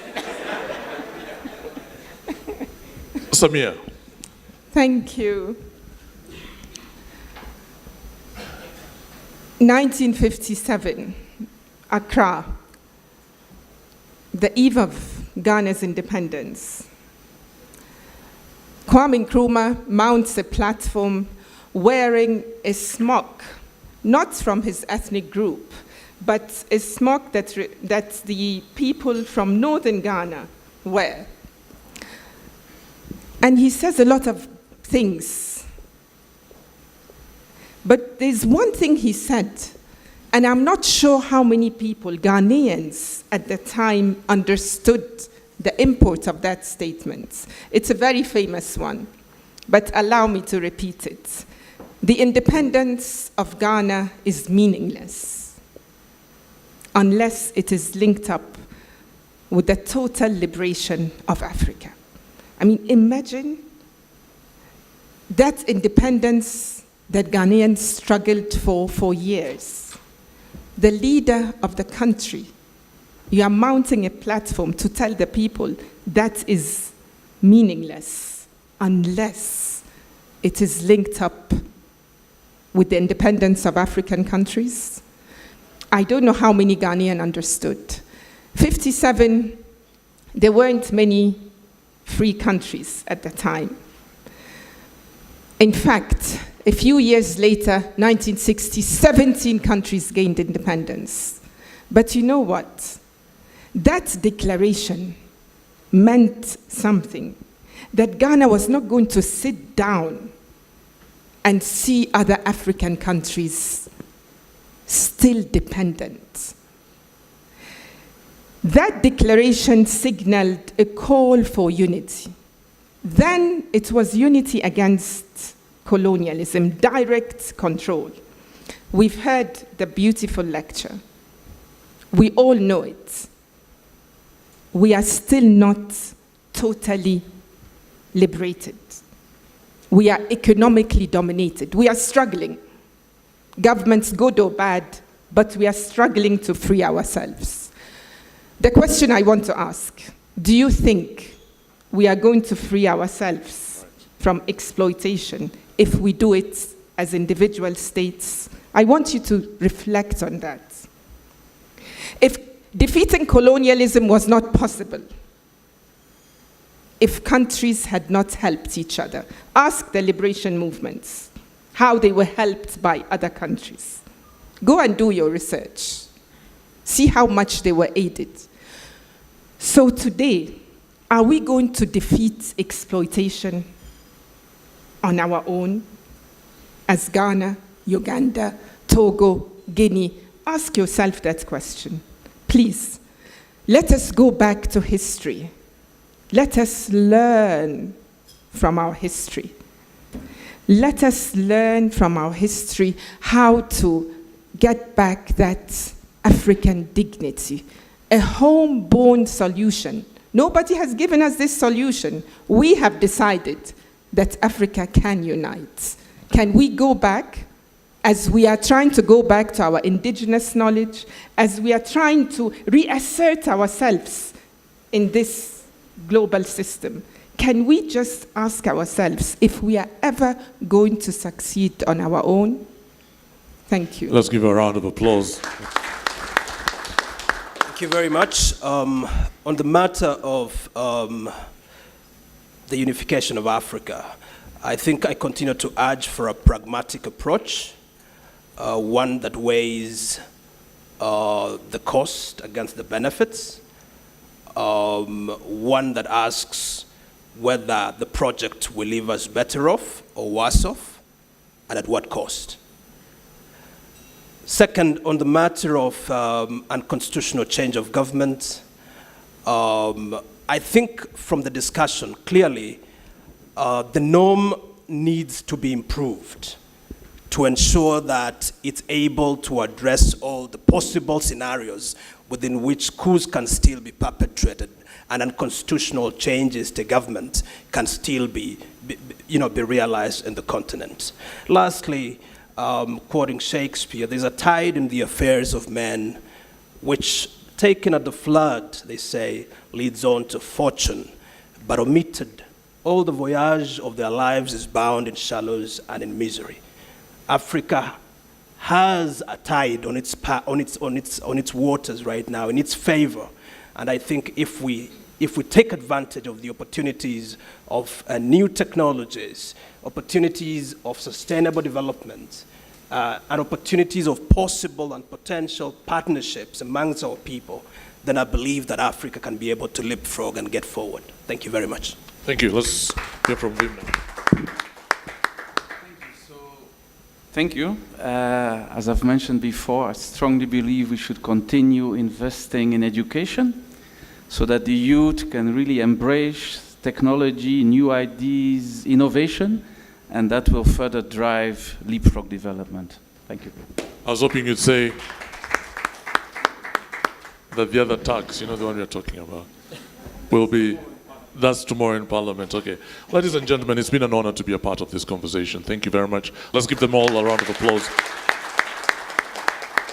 My name is Alan Kasuja, and at this point, I'd like Awa Luyanganye to come and speak to us. Thank you very much.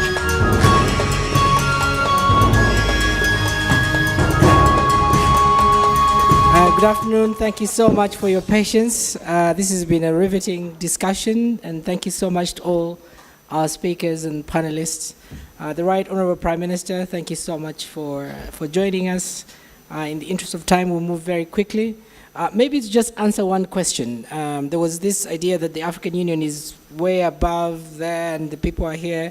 And the discussion today and the book which inspired this conversation talks about the role of think tanks in shaping Africa's growth. So the reason why the Africa Strategic Leadership Center is set up is primarily to just do that, to bridge the divide between institutions, governments, and bodies like the AU with a common man. So that's part of the question, the answer to some of the questions which were posed earlier. I would like to inform the Right Honourable Prime Minister that the center, in line with our vision to make it a knowledge center, we will be signing an MOU with Makerere University tomorrow.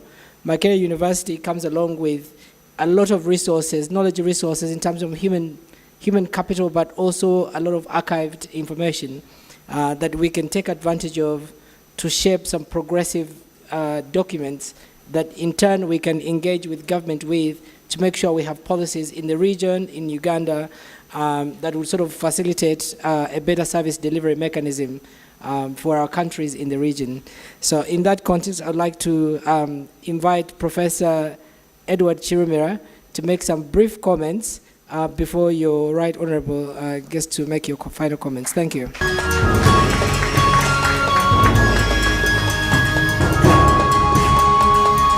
Thank you very much, the Deputy Director. I was thinking that I was going to make the final remarks and thank the Honourable, Right Honourable Prime Minister, but I think I'll do with making the curtain raiser for his speech. Right Honourable Prime Minister, Ndugu Ruhakana Rugunda, all protocol observed, because since this morning, I think we've gone through all the protocol. And I would like to, first of all, to thank the Africa Strategic Leadership Center for inviting Makerere University to partner with you. But also before I do that, I think you all see that I'm not the Vice Chancellor. I am Professor Edward Chirumira. I'm the principal for the College of Humanities and Social Sciences, but I've been asked for this morning and afternoon to represent the Vice Chancellor, and so I will speak in that capacity, and whatever statements I make, they'll be made by the Vice Chancellor of Makerere University. I'll be very brief. We are very pleased as Makerere University to partner with the Africa Strategic Leadership Center. A lot of discussion has gone on this morning, and I think what we see is that the bottom line is the human resource capital of Africa. And unless and until we invest in that human resource, it's going to be very difficult to make the frog reaping and all the different aspects that we're looking at. And so we come as Makerere University as a representation of a training ground or meeting place for the human resource of Uganda, but also given the history of Makerere University in the region and in Africa. We do come also as Makerere University. We've been talking about the youth. Makerere University has a very good definition of youth because everybody at Makerere University is a student and therefore a youth. And you actually find the 65-year-old people behaving more youth than the 19-year-old youth. So in a way, we present the arena for meeting youthful minds that we can exercise in the development of Africa. When I looked at the brief that was given on positioning Africa for the 21st century, we note that the statements in there. One, Africa is certainly on the rise, and this is attracting a lot of attention from the rest of the world. The second statement also refers to Africa as the most promising growth story. The other one, the third one, says Africa has become an increasingly attractive destination given the very high returns from the continent. What we notice from that is that unless we turn those statements into statements of ownership rather than statements of attraction, then we will still get a problem. So I would like us to present ourselves, position or reposition ourselves in a way that in all these statements that we're saying is certainly on the rise, is from the position of ownership. And so in that regard, we would like to see Makerere University playing its leadership role in making sure that we look at that ownership as it were. We've talked about several things since morning, the vision, Agenda 2063, Vision 2030, 2040, Abuja Treaty, moving on to the Africa Union, silencing the guns. We can only do this if we work with the human resource. Makerere University presents almost 40,000 young people who are students before we even talk about professors.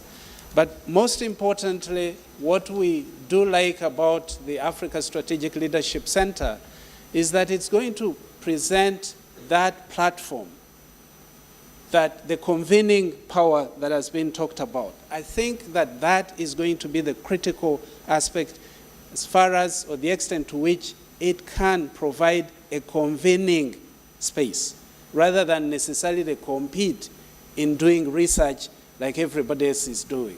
So we're looking forward to be part of that convening space, to be part of, the conversation that is leading to Africa development.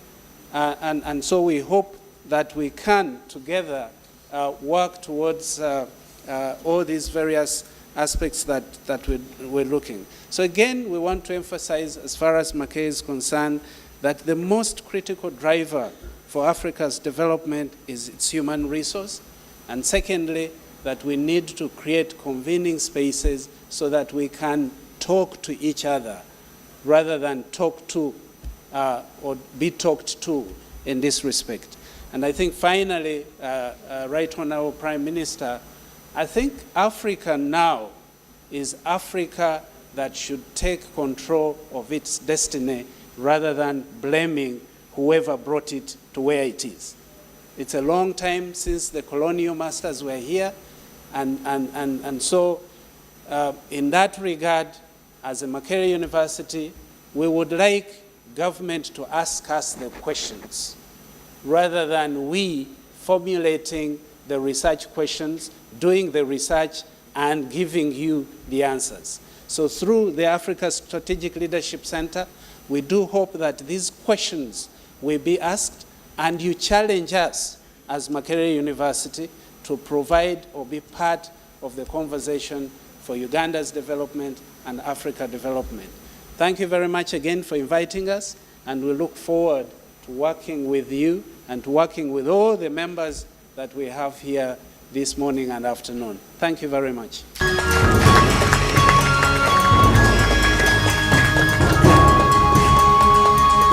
Let me, before I invite the Right Honorable Prime Minister, thank and request our audience to clap again for our panelists. The Right Honorable, before you came in, I had mentioned that I would continue giving my remarks, but I also remembered that actually you are part and parcel of the think tank. So it would be very dangerous of me to start educating you when some of the ideas we're talking about, we have been guided by the Right Honorable Ndugu Rugunda. Just before I invite you, Right Honorable, Samia Nkrumah has mentioned what the dad talked about, independence. I had also talked about Mwalimu Julius Nyerere when he talked about that African nationalism is nothing unless you're talking about Pan-Africanism. I also know the Right Honorable by him as a youth in 1966 with a few other friends. I think they were like 6. The Right Honorable Ndugu Rugunda, the President Yoweri Museveni, the late Elia Kategaya, Mr. and Mrs. Joyce Njuba. Because of the situation of the political parties which were running then, and I will mention them, DP, by then chaired, not chaired by Chairman Mao, was on one ticket of Catholics. UPC was on Protestants. KY about Buganda and Baganda. But them, as young people, sat down and said, and they were youth, and I'm bringing this point to make a nexus between the so-called leaders and policymakers and then the youth. Them, not led by anybody else, but as the youth, sat down and said there is no way we can continue with this. And they started what we call political organization. In their search for political organization, then we had a coup of Amin. And they transformed it into what we call political liberation. And they were the youth. The panelists, our distinguished guests, they were the youth, not led by anybody, but they were informed on their own. So, another research, Professor Chirumira, we can work on. Where is this disconnect about the youth and what is going on in Africa today? If by then, in the 60s, they were informed and they could turn around what Uganda is today. Ladies and gentlemen, I don't want to bore you.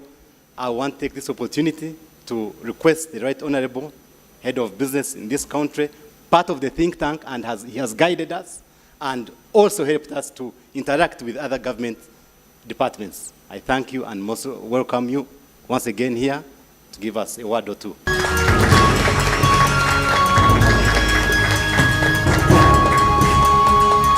The chairman of the Africa Strategic, what is the full name? Strategic Leadership Center, the panelists who have refused to leave the rostrum led by Mao.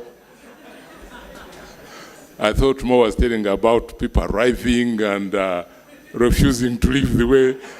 I think he's illustrating the point very well. The leadership of Makerere University, the founders of the Strategic Center, and I'm particularly having in mind the chairman, Lukali, Awer, Ndugu Kidega, Mwanga, yes, you are there. And where is Betty? There you are. Yeah, young people, friends. I feel extremely privileged to come and share a few points with you. But first and foremost, let me take this opportunity to very heartily congratulate the initiators of this idea. I think this is a great idea of gathering people, especially the young, to come together to exchange views, to analyze the problems facing the community, the youth, the continent, and the world, and even more importantly, look for solutions. Really, I'm here to give full support to this initiative of Africa Strategic Leadership Center on behalf of the President, on behalf of the government of Uganda, and I also believe on behalf of very many people in Uganda.